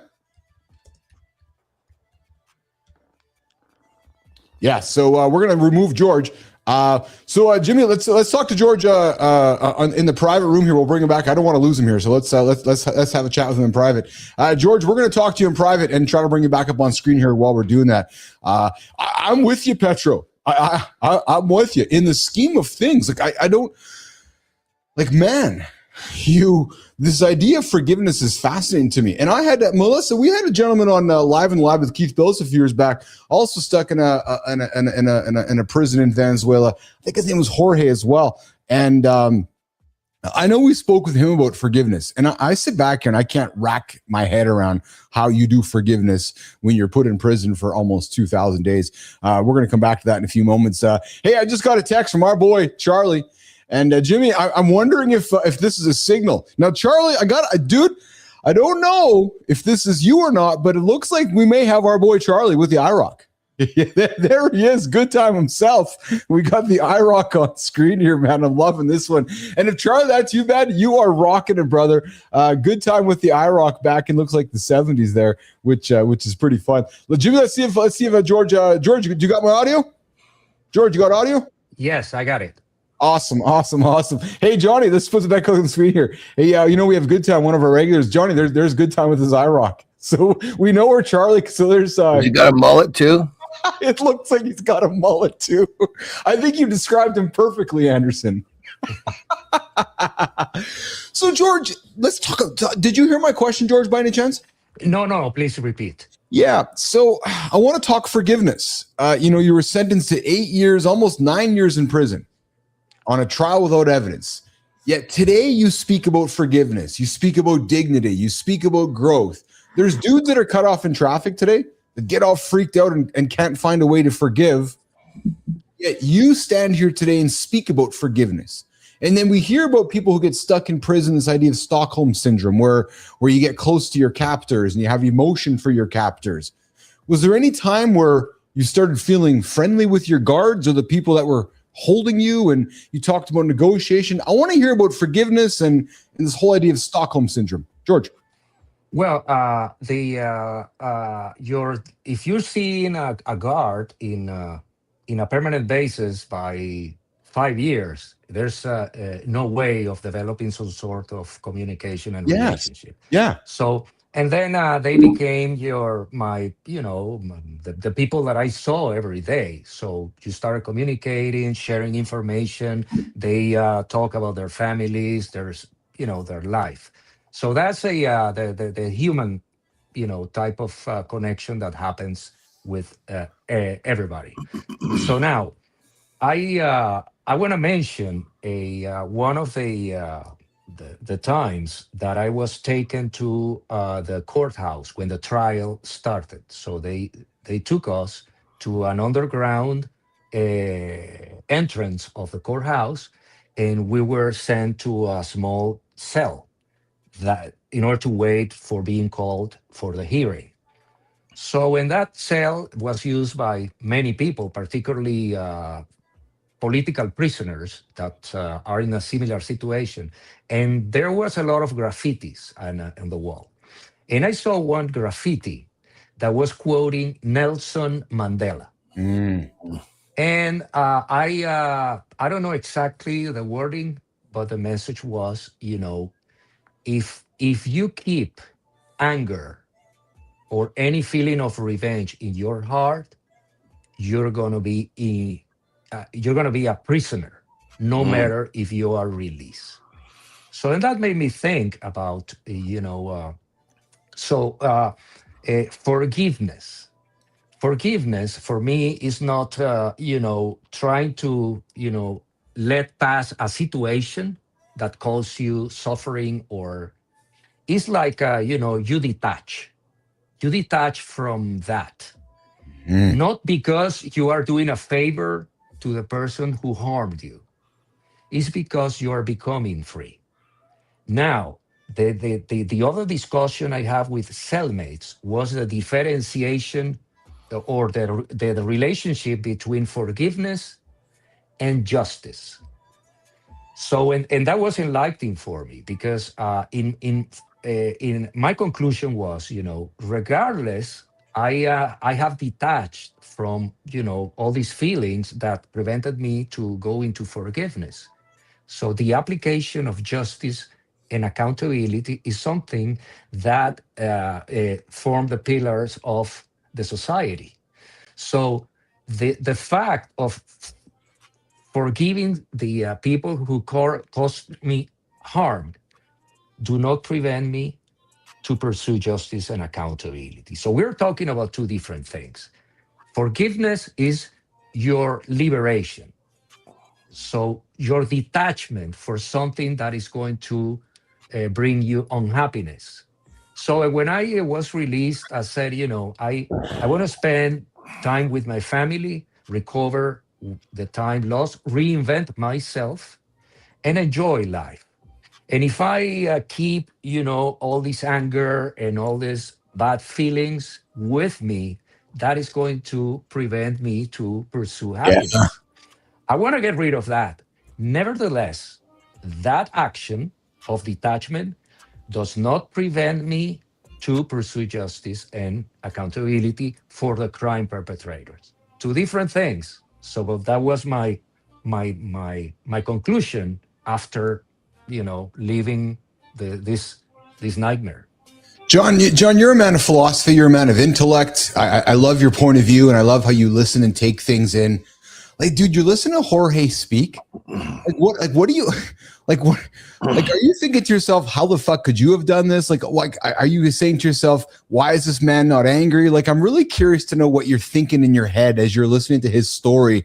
I've been thinking about that a lot. I mean, because ultimately, we make the joke all the time that, my systems and the way that I live, that in a normal, what we know as prison, I could find peace there. Yeah. This is a very different version of prison. So the first thing that I'm thinking I would have to do is, and I was thinking about this, he's telling a story, I would just have to submit the fact that this is way out of my control. And I have zero, that'll be my first step, because I don't know that I would have found a silver lining in this immediately. I know. Normally I can find a silver lining of something very quickly, which then allows me, God, thank God this bullshit happened, because if it didn't, I wouldn't have this opportunity. This would take a little bit more, I think there would have to be a level of, and I love how, Jorge says forgiveness, because I thought about that too. My version of forgiveness is thanking the situation. But I think before I could have thanked this situation, I would have had to fully just submit to the fact that this is so far off in left field. I may never know why this is going to happen. I may never connect the dots, but it's going to give me something I would never, ever have the chance to have, because when we go through really difficult shit, we change as individuals. Like, Jon, so it'd be kind of like And the way he described the toolbox was perfect. I would have somehow found my way to a similar place. And I speak of toolbox with my clients all the time. So I think that term may have actually come into my mind, but it was this for sure. I mean, holy smokes, this is when you're in an environment like when we talk about our own, what we know as prison, we do have a series of choices. There are not many, but we get to make those choices, which then allows us to maneuver a little bit within how we go about our 24-hour loops. Yes. There was not many decisions that my man had here. No. So it would have been like, it would have been, it would have been the tools and the skill sets that would be developed in here would be, I don't know that you could develop them without this. And that's probably the first silver lining I would have discovered. I'm the first person to admit amongst the three of us here that I would probably be the pussy amongst the three of us, and I don't know if I could do this. You'd be getting sodomized every day. 100%. No, but all joking aside, like as I'm hearing Jorge tell this story, and I was just thinking about you, Anderson, and thinking about, okay, so I feel like I've gotten to know Jon quite well. He'd be searching for the light. He'd be searching for something to find. And I'm thinking to myself, like you said, I don't know where he's finding it. I sure fucking not finding it. I'm like, okay, just kill me. And I'm not trying to be dismissive, George, of the seriousness of the situation, but I'm having a hard time wrapping my head around like this, your whole experience. Hey, Rico has a question for you. Would you ever go back, or have you gone back to Venezuela? Well, legally, I am not allowed. And let me explain to you why. Not because of security reason and common sense, but I'm not going to go back. Not even common sense. Yeah, but this is part of the evil behavior of that regime. So we went. Was that the Maduro regime? It was Maduro, wasn't it back then? It's the Maduro regime. Yeah. So I was released as a result of a negotiation, a prisoner swap. Yeah. And that was the true reason of the imprisonment. So they wanted to have Americans as hostages in order to be used as an instrument of coercion. Yes. And international policy with the United States, meaning that we were bargaining chips to be negotiated like human commodities. So that's what happened. So when that happened, that was the time of the Biden administration. So the legal instrument used in the U.S. was a presidential pardon. Mm-hmm. We were exchanged by two nephews of Nicolas Maduro and wife. That was sentenced to about 14 years of prison because of drug dealing, drug trafficking. So the instrument that was used in the U.S. was a presidential pardon. Wow. That means that, that sentence is taken away. Yeah. They're still guilty, but the case is over. In our case, we were, myself and the other Americans that were released at that time within the exchange, there was an order from a judge who was handling the case. And the other said, they are taken out of the prison. At that time, I was at the El Helicoide prison, which is notorious because of torture practices. And I am at a disposal of the court. So, and that's it. So legally, according to the Venezuelan legal framework, so at any moment I can be called by court. So I am supposedly not allowed to leave the country and present myself to court whenever needed. So, but the only benefit was that I was excarcerated or taken out from prison, and I can be somewhere else. So that means that I can be easily put in the red code of Interpol or being requested by Venezuela. But the truth of the matter is, if I go back to Venezuela, there is a very high possibility that I can be incarcerated again. because of this. So I'm not a free man according to the Venezuelan law. Yeah. That's the point.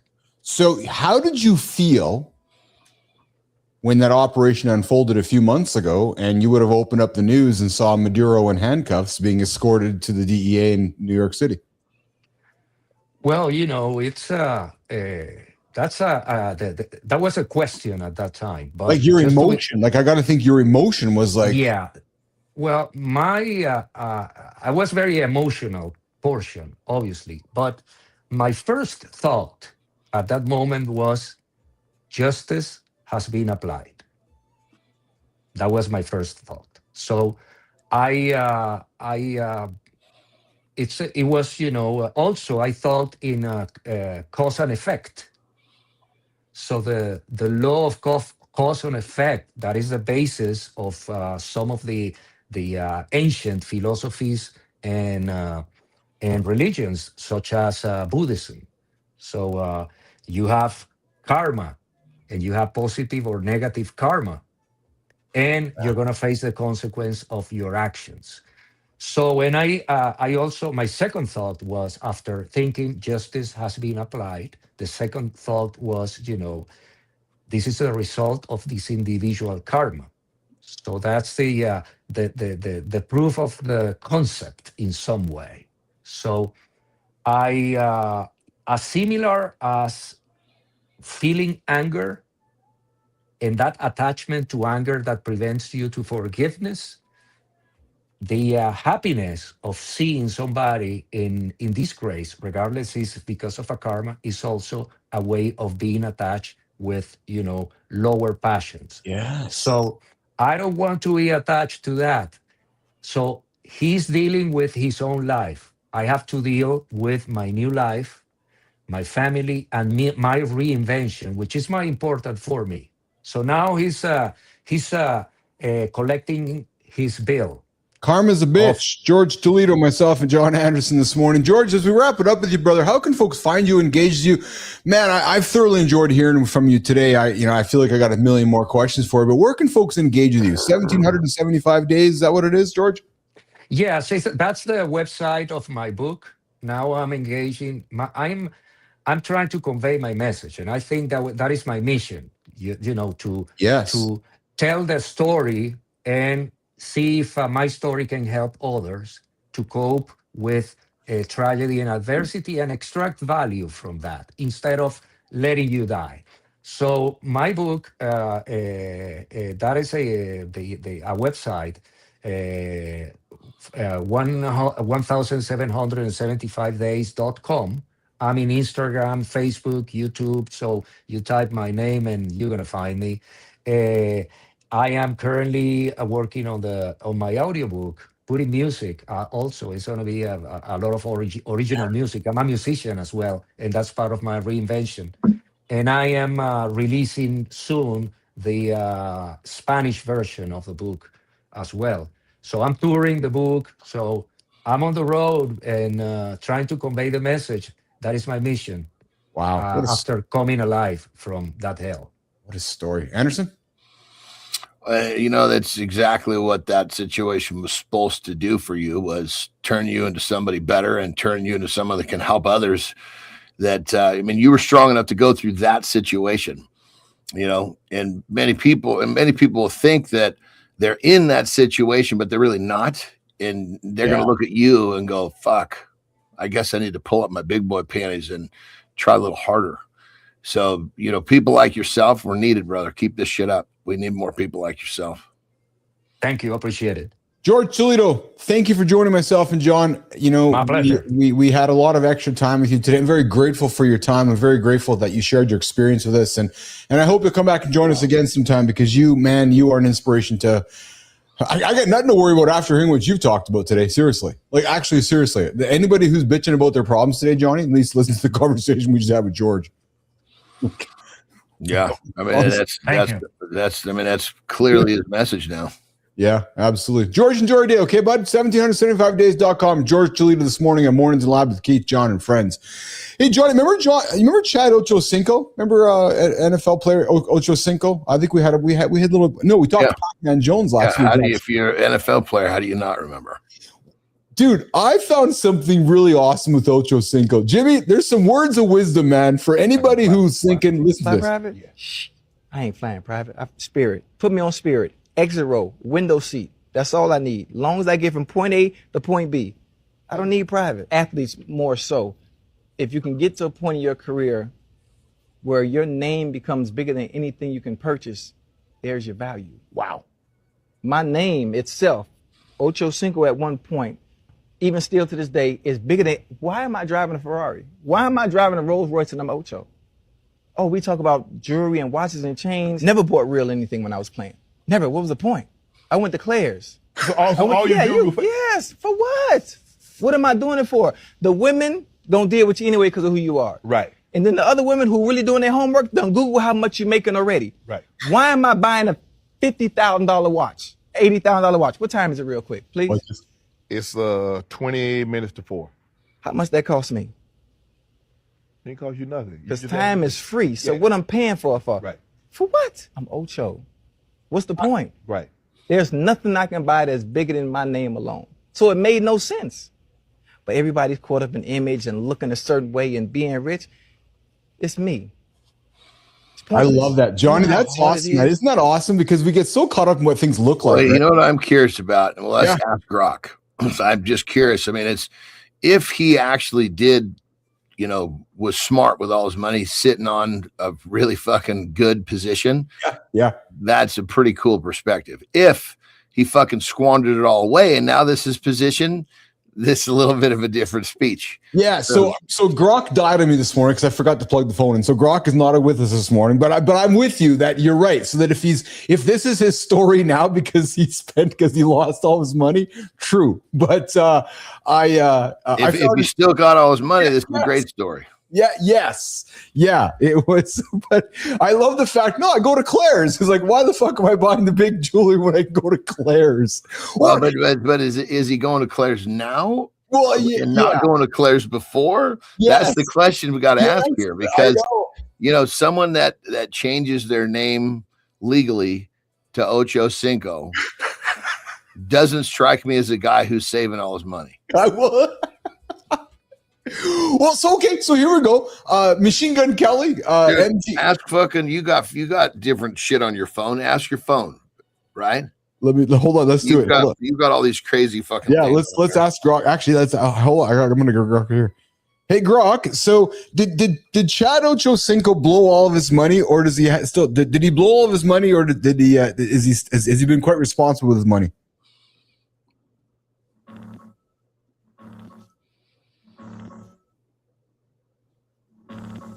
I have no idea who Shadow Chilchinko is. Doesn't ring any bells. No, Chad Ocho Cinco. NFL player. He's been really responsible with his money, the opposite of blowing it. Chad Ocho Cinco made about $49 million in the NFL, but says he saved 80 to 83% of it. He lived super frugally, even sleeping at the Bengals stadium early on to avoid rent. Flies Spirit Airlines, wears fake jewelry from Claire's, and still drives an old car. His net worth today sits around $12 to $15 million, which is solid for a guy who retired years ago. Dude's a walking lesson in not trying to impress people. There you go. Yeah, and even Petro has a comment here. Petro says that, Chad Ocho Cinco Johnson has an estimated net worth of $50 million, despite earning nearly $49 million during his 11-year career. His wealth reflects significant post-retirement income from media ventures. So, yeah, maybe there's some truth to that. Making some right choices. Yeah, absolutely. Hey, Jimmy, you got a little vintage spot for us? I think we're gonna go to Pizza Hut, Jimmy? Yeah, check this. Oh no, Cheese Whiz. Oh, so here's one thing. I know it's processed, but I gotta tell you, man, I did have a Cheese Whiz issue for a while growing up as a young man. I love my Cheese Whiz. I never fucking had Cheese Whiz. Seriously, your entire life, ever? No, there was no fucking way my mom was gonna put that in the house. Oh yeah, there's a block of fucking cheddar cheese in there. Yeah, not that. My family had Cheese Whiz, held Velveeta cheese. That was a big part of my mom and dad's ingredients. Cheese Velveeta. Yeah, you remember Velveeta? Oh fuck, man. Yeah, the Velveeta cheese. Oh yeah, absolutely. I also remember this. Hey John, this is a crazy one, man. Before you go.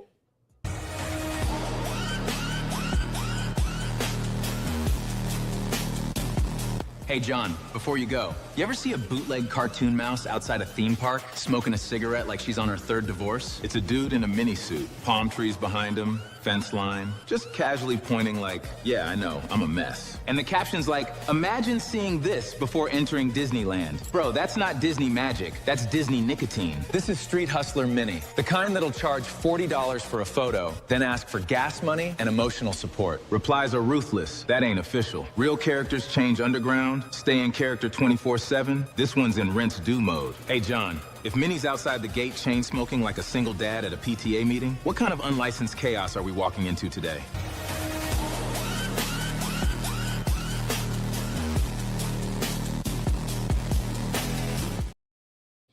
That makes perfect sense, brother.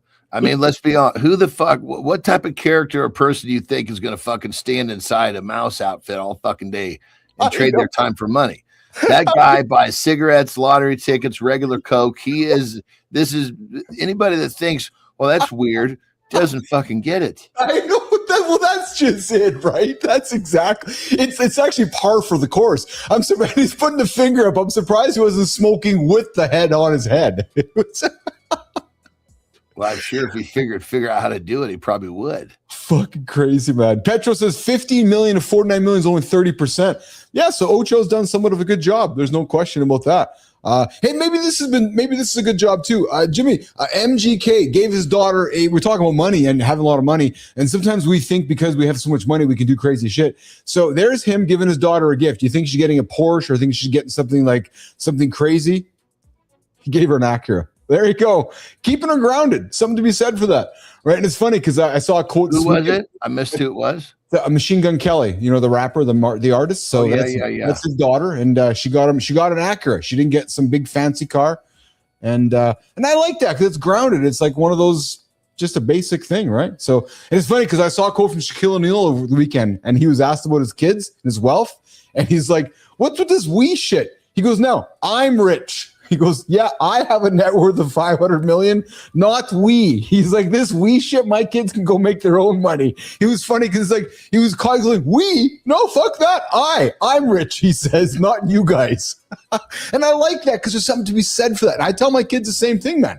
Like, fuck, I make my money, you go make your own money. I'll help you, but you got to make your own money.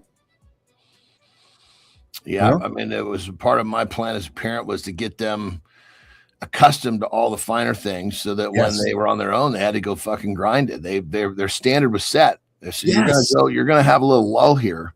Yes. But you need this lull. Yes. It's part of the developmental process. That's it. That's exactly it. It's exactly it. 100%. Yeah, you're right, Charlie. That car still is probably 60K, but it wasn't 300K. So Johnny, it looks like she was at college though, too. If you look like dormitory behind her. So right. Yes. Yeah. It was a smart choice on his part. Yeah, I would agree. I would absolutely agree with you. Yeah. Hey, what are you doing today? What do you got going on today in your agenda? Let's see here. I've got Ben right after this, as always. Yeah. I'm going to take my nap at 10 today. Yeah. A little later. And then I got a series of calls I got to do. One of them, I'm trying to think, one of them is a developmental call, which is fun. Yeah. I've got actually two are developmental calls. One is a client call. I like the developmental calls because I'm working on growing something. Yes. Development is fun. Tom Farley joining myself and you tomorrow on the big show here, Mornings in the Lab. Yes, the name related to Chris. So Tom's going to be on the show tomorrow. Looking forward to meeting Tom. It'll be a fun one. I'm assuming addiction because that's a big part of what he's talking about. So we'll be talking tomorrow, and I'm sure your story will come up as well. Anderson, have a great day, brother. It's the Canadian long weekend here today. It's your long weekend. Next weekend in America, it's our Canadian long weekend here today. So it's kind of quiet. Everybody's home today, so it's a quiet. What's it for? Long weekend? It's our May long weekend, our Victoria Day long weekend. You guys have your what is not your not Independence Day, but next Monday's your May long Memorial Day or something, isn't it? Yeah, Memorial Day. That's right. Yeah, so we have a similar kind of Victoria Day. We call it up here in Canada. So kind of quiet. Lauren's home, the kids are home, and then Papa's going to work in 25 minutes after we have some fun here today. Yeah. There we go. Say hi to Ben for me. We'll see you in less than 24 hours. Have a good loop, my brother. All right, Johnny's out of here. Good morning, nation. Jon Andersen's out of here. He's back every single day here at 8 o'clock. Myself, Keith, and John on Mornings in the Lab with Keith, John, and friends. All right, and we're 50 seconds. I'm going to come back and get into a monologue that leans into this idea that live streaming, what we do on this show every single Monday through Friday, well, it might be, some of you guys might be treating it as a toy. Yeah, what live streaming is growing up. It is not a toy. And I'm going to have that little monologue with you guys coming up in 50 seconds. It's time to warm the bladder up. Jimmy, let's get the countdown started right now.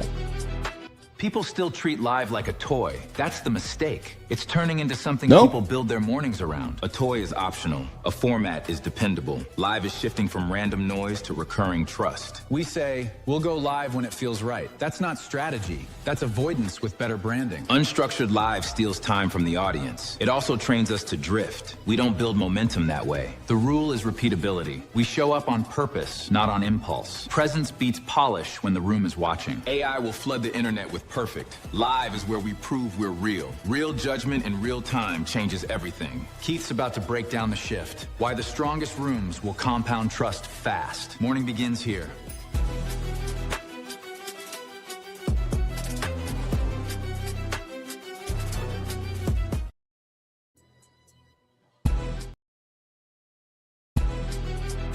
People still treat live like a toy. That's the mistake.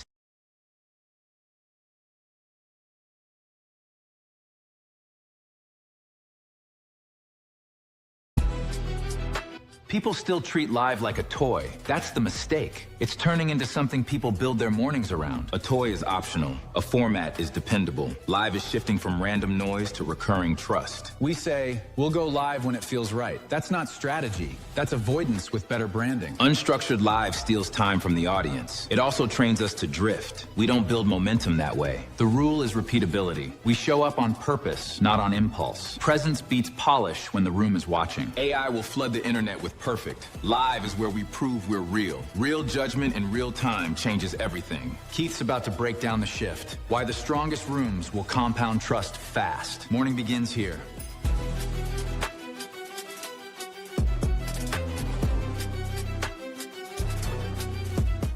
So here's what I think people are missing.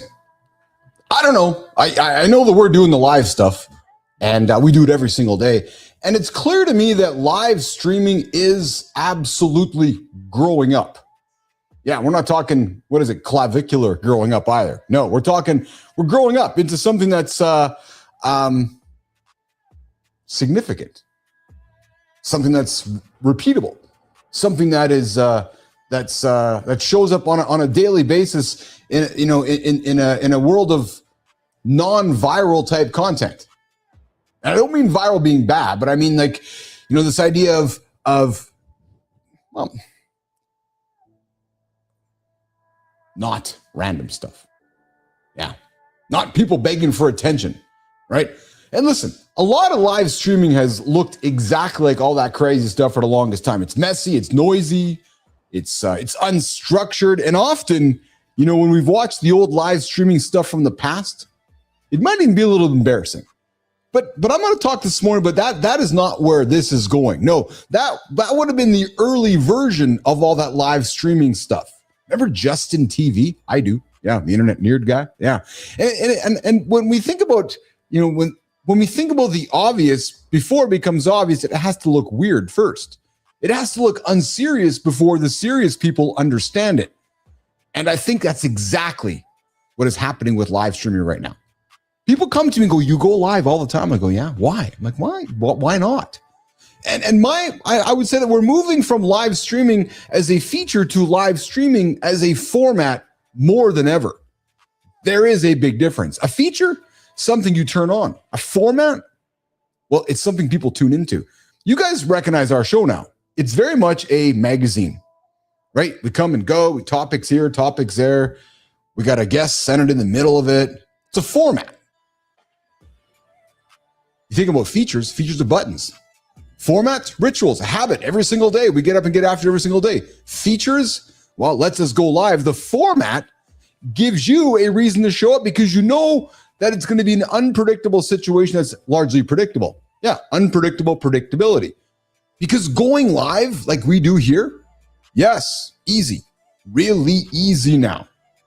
Anybody can press the button. Anyone can open the camera. Anyone can start talking.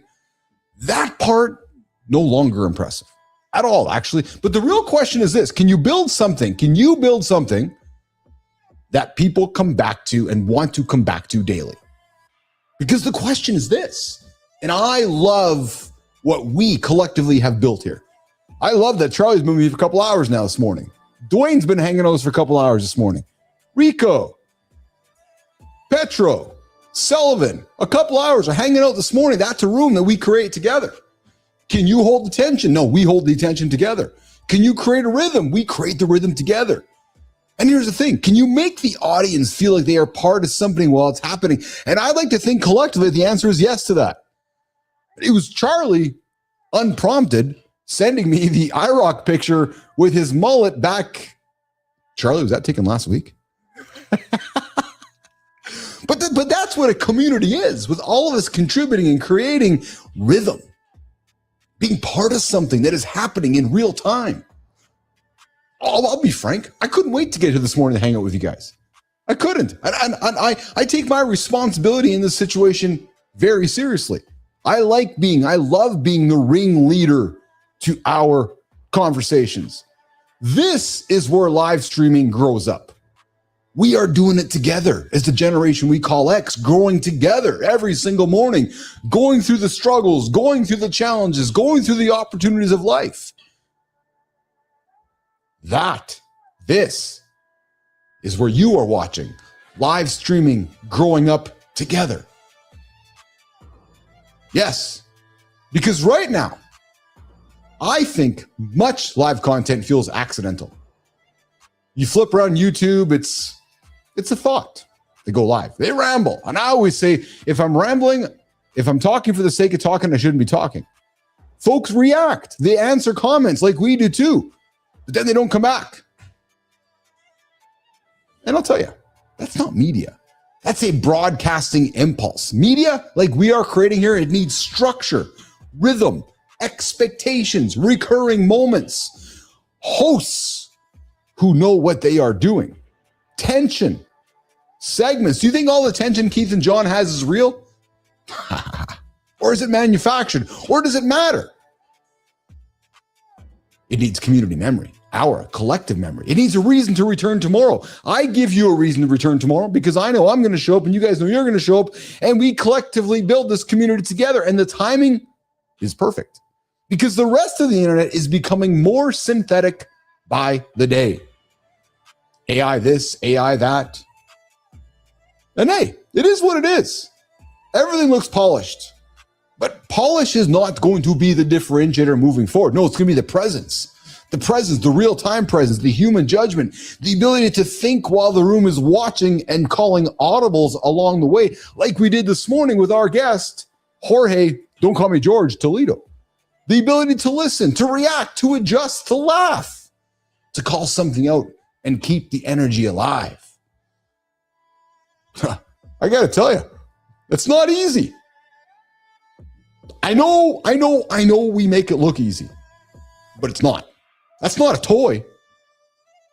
It's a skill. It's a skill that I've practiced every single day with all of you on this show because live has something edited content does not have. In good time, you know what it is because you've called it out regularly. It's called stakes. Something can go wrong. Actually, something largely does go wrong, and that's okay because it's live. Because I know your life, like my life, is not perfect. Something goes wrong largely every single day. Something can surprise us, like being arrested for 1,775 days and put in prison, like George Toledo was, out of the blue. That moment that can happen that nobody planned. The audience can feel the shift in real time, as George shifted our conversation many times on today's show. That is powerful stuff. Could you imagine, Nation, could you imagine if today's conversation with George was a recorded, edited podcast? Like, could you imagine how entertaining it probably would not have been? It would have been George talking to you and you listening, wanting to ask questions and going, yeah, nodding, and then that's it. I got to tell you, man, when we as the audience feel the room shift in real time, it's powerful. Watch what happened this weekend on Netflix, this last weekend with the fight. That's why sports still matters. What? 17 seconds, it's already done live. That's why live radio mattered or still matters. That's why live television mattered or still matters. That is why a great conversation still feels different when you know it's happening right now. Everything in the world now is content. Everything in the world now is clips. Everything has become something we can consume later. And I grew up in the microwave like all of you did. I get it. I love the convenience. But you know what? It's also quite disposable. Because when everything becomes a commodity, when everything, anything, nothing feels like it has to be attended, well, you know where to find us every single day at 8 o'clock, right here. Because live changes that. Live brings back the attendance. Live brings back yours, mine, our collective presence, bringing back the feeling of being in the room before the moment disappears. You know what I love about live sports? It's not so much the sporting event itself, but it's this idea that I know that the people that are watching it with me are all alive and awake, and the announcers. There's nothing like watching a sporting event late at night, knowing there's thousands, maybe millions of people in that moment together, watching it live. There's nothing like that. The presence, being together. It's like the morning, waking up in the morning. Because mornings are not just another content slide. No, we wake up together. Yeah. Mornings are not just another content spot. It's where we collectively set the tone for the day. Our habits begin, where our attention is most vulnerable, where our first voice still matters. And right now, who owns your morning? I will bet it's probably the feed. It's probably your inbox. It's probably some headlines, some outrage, some algorithm that you're like, fuck, man, why am I getting served this crap? Well, I don't know about you guys, but that is a terrible way to start the day. So what do? We created mornings in the lab. Yeah, an opportunity to go live, an opportunity to build a better morning room, a better room together, a live room, a recurring room, a place where you or me can spend time growing together. That is what live streaming can become.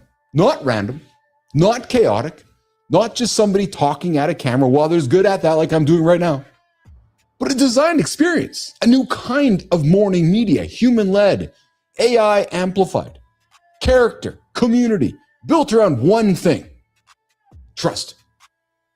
Trust and authority, repetition. Knowing I will be here, Maddie will be here, Cheryl will be here. The morning we're supposed to be here. And here's the thing also that I like to laugh at. People laugh at early behavior. Oh, look at those guys trying their shit.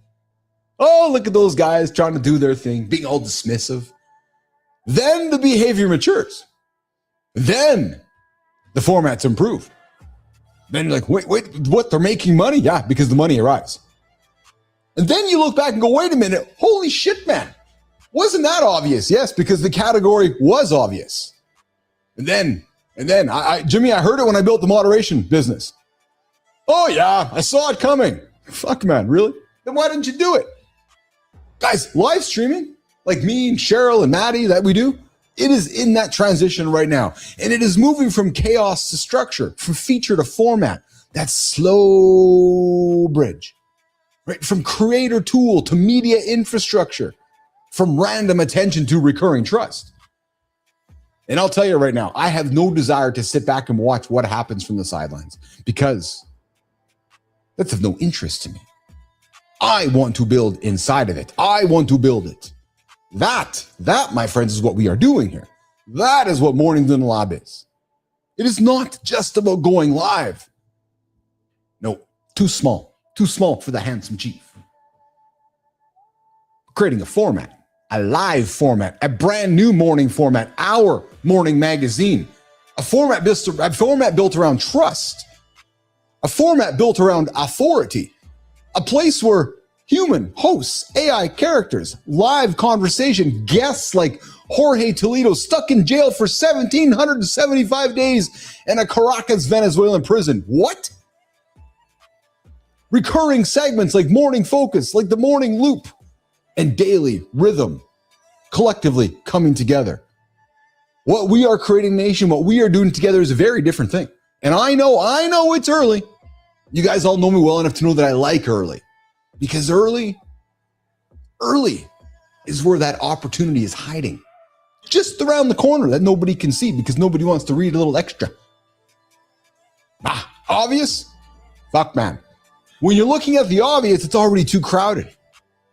When it's obvious, it's already become expensive. When it's obvious, it's already owned by somebody else. So I bring it back to how I started. People still think that live streaming is a toy. I'll just go to the podcast. It's easier. And when people are drowning in things to watch later, the media that makes them want to show up now is going to matter. That is the future I see that I am building with my colleagues here in the lab. Not live streaming as chaos, live streaming as a structure. Not live streaming as some creator going live streaming as a network. The Mornings in the Lab network, the Live Authority network, a room, a ritual, a habit, a place where people like you and me, all of us from a generation that we call X, can return to. Content that I grew up with, content that I know you yearn for. I know, like you, when you wake up in the morning, you're like, where's that shit that I grew up with? Why can't I find it anymore? Why is it all the rage bait out there? Can we just not all get along? Can we not just kind of pretend we're not left, pretend we're not right, but kind of come back to the middle a little bit? Can we just try that? And can we not just lean back into some of the morning radio, morning conversational stuff that we grew up with? That is what we are building here. And by the time everyone else on the planet realizes that the strongest rooms will already be built, those habits that we are creating together are already going to be formed. The trust that we are building will be compounding. And the people that are waking up in the future treating live streaming like a toy will be wondering how they missed the moment when it became so fucking obvious and it became the next serious media layer. We give out a lot of trophies for guys who crush it at work, but we hear absolute crickets for the ones silently flatlining in their own living rooms. Today, we're digging into the heavy, quiet stuff you usually just swallow down with your morning coffee. From the real reason your diet is failing to the terrifying silence creeping into your marriage. Take it away, handsome chief.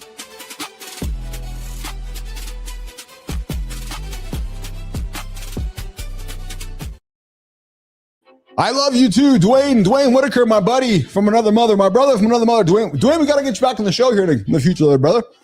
Good to see you, pal. Good to see you out there. And of course, I got my other favorite Whitaker out there as well, with Shake and Cheryl. Cheryl Whitaker. It starts with Joy every Wednesday, 8:30 on our live network, the Mornings in the Lab Live Authority Network. Hey guys, over on the Late Night Date Night podcast, oh, I like that. Over on the Late Night Date Night podcast, a husband dropped a massive truth bomb. Yeah, he was doing the exact same thing to his wife that he hated others doing to him, completely ignoring her. But the real gut punch for this dude, their couples therapist told him, you can't do the work together until you do the work alone. Oh, so I guess what they're talking about, Jimmy, is solo life expectancy work. Yeah, so here's the thing, guys. If you want to have more tandem life expectancy work, maybe we need to tune into the solo life expectancy work. Is that what he's referring to, Jimmy? So guys, Charlie, go home today and rub one out. There's the advice from the handsome chief today. Go rub one out today for yourself. And then after you've rubbed one out for yourself today, you can go rub one out with your partner. That just might work. Because according to the therapist, you can't do the work together until you do the work alone. So gentlemen, there's my invitation for you today. Yep. Go rub it out. Come back and join me tomorrow and tell me how it went. All right, let's keep it going over on the community corner with Maya Reyes this morning on Mornings in the Lab with Keith, John, and friends. We're going to rock and roll to our next one, all the way from rubbing things out to Substack, the Cold War in your living room. Linda Cooper, she wrote a piece on Substack that says, men navigating their wife's perimenopause. Oh my God. And it completely flips. You know, I think we might be wanting to have these conversations, men. Yes, all of us, at least twice a day. Hey, Charlie, in the IROC? Hey, Charlie, you ever rubbed one up in the IROC? I'm curious. Yes, Charlie. That's the kind of conversations we want to know here, Charlie. Charlie's rubbing it out on the IROC. But Cooper over at Substack says that men navigate in their wife's perimenopause, completely flipping the script, saying that when a husband pulls away, he's just an indifferent jerk. Well, Cooper calls it bullshit. Now, she argues that men who stop trying aren't cold, they're deeply depleted. You withdraw to protect yourself from constant rejection because nobody ever taught you how to say, I'm terrified my marriage is slipping away. You spent decades being the silent provider, taking it on the chin, but then that weaponized stoicism won't save your relationship. So, gentlemen, stop trying to fix the situation for 5 minutes. Hey, if you're rubbing one out solo, it's not going to take you 5 minutes. Look in the mirror. Yes. And ask that heavy question. What are you actually feeling right now? Jimmy, is it flaccid? Or is it, what? Hey, over at LinkedIn, stop blaming your willpower for your gut. Well, Matt Lenag over on LinkedIn's calling bullshit on the BS of the fitness industry's favorite lie. He argues your fat loss failure isn't a lack of willpower, it's decision fatigue. Yep. Relying on motivation is losing game. True story. Yep. I can't do the basic shit anymore. Get it off the screen. Sorry. You know, I was, oh my God. All right. Speaking of illuminating choices, here's where I got to go with this one. I was talking to somebody on the weekend about their LinkedIn profile. Don't ask me how. And they showed me their strategy. And I was looking at their strategy and I was like, what the fuck, man? Are we in 1978? Like, what is eat Wheaties? Go to sleep? I know those things, but we're actually making content like that? And then she showed me her takeaway. And guys, it was made with fucking Microsoft Word from 84. I'm like, dude, what are you doing? I don't know. Anyways, hey, Maya, speaking of eliminating choices, if you had to eat one exact, Jorge, we didn't ask Jorge about what he ate. If you had to eat one exact meal every day for the rest of your life just to avoid decision fatigue, what the hell are you eating? Maya Reyes. Spicy tuna rolls, Chief. I could eat them for breakfast, lunch, and dinner with zero hesitation. But honestly, the decision fatigue is real. We burn so much mental energy agonizing over the small stuff that we have nothing left for the heavy lifting. Look, whether it's your fitness or your marriage or figuring out why you feel so disconnected, the common denominator is you. Pick one area this weekend where you've been coasting on autopilot. Strip out the noise and just deal with it. See you guys in the lab next week.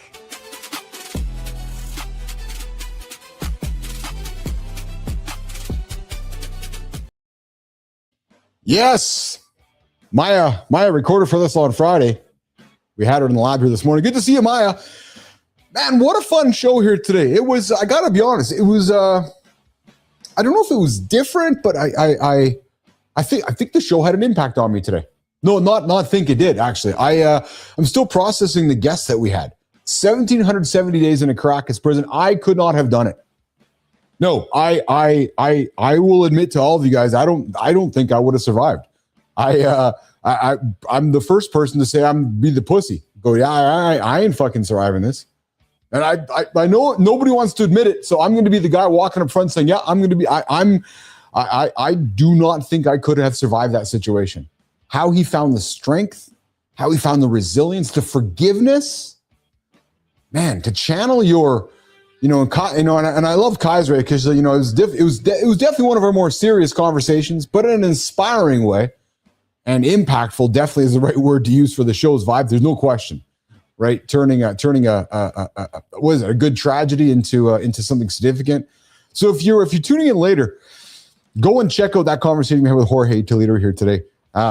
Is that me dancing, Chief? Yes, that was. So Jimmy, I'm not sure. Was there some dancing me going on there? Maybe that was me dancing. I'm not sure. I like to dance. Yeah, I danced before the show, off screen, when the show's lighting up and Jimmy starts to count down with the tunes. Man, there's it's kind of like the morning. It's like the morning attitude kind of pops in display here. So, hey guys, we go live 8 o'clock Eastern time. But of course, it starts before that with Matt Roof, 7:30 Eastern time on the network we call Mornings in the Lab with Keith, Jon, and friends. But the Mornings in the Lab network, the home of live authority. Yes, I am actually been rebuilding. I've rebuilt the entire mornings.network page this weekend. It's pretty awesome, actually. We got some really cool things happening there. I haven't had some time to spend with my team on it, but we're funneling all of our traffic to the big network page, mornings.network. You guys will find all of our shows there, all of our content, all coming together on the mornings.network page. Guests, the Bible, everything's there. So I invite you guys to go check it out. And of course, mornings.live for our individual show. Whatthetruck.live. It starts with joy.live. All of kindnessrising.live, all of our shows.live is how you can find us. But guys, we'll be back at it in less than 24 hours right here on the big show and on the big network, mornings.live, Mornings in the Lab with Keith, Jon, and friends. We'll see you guys in less than 24 hours.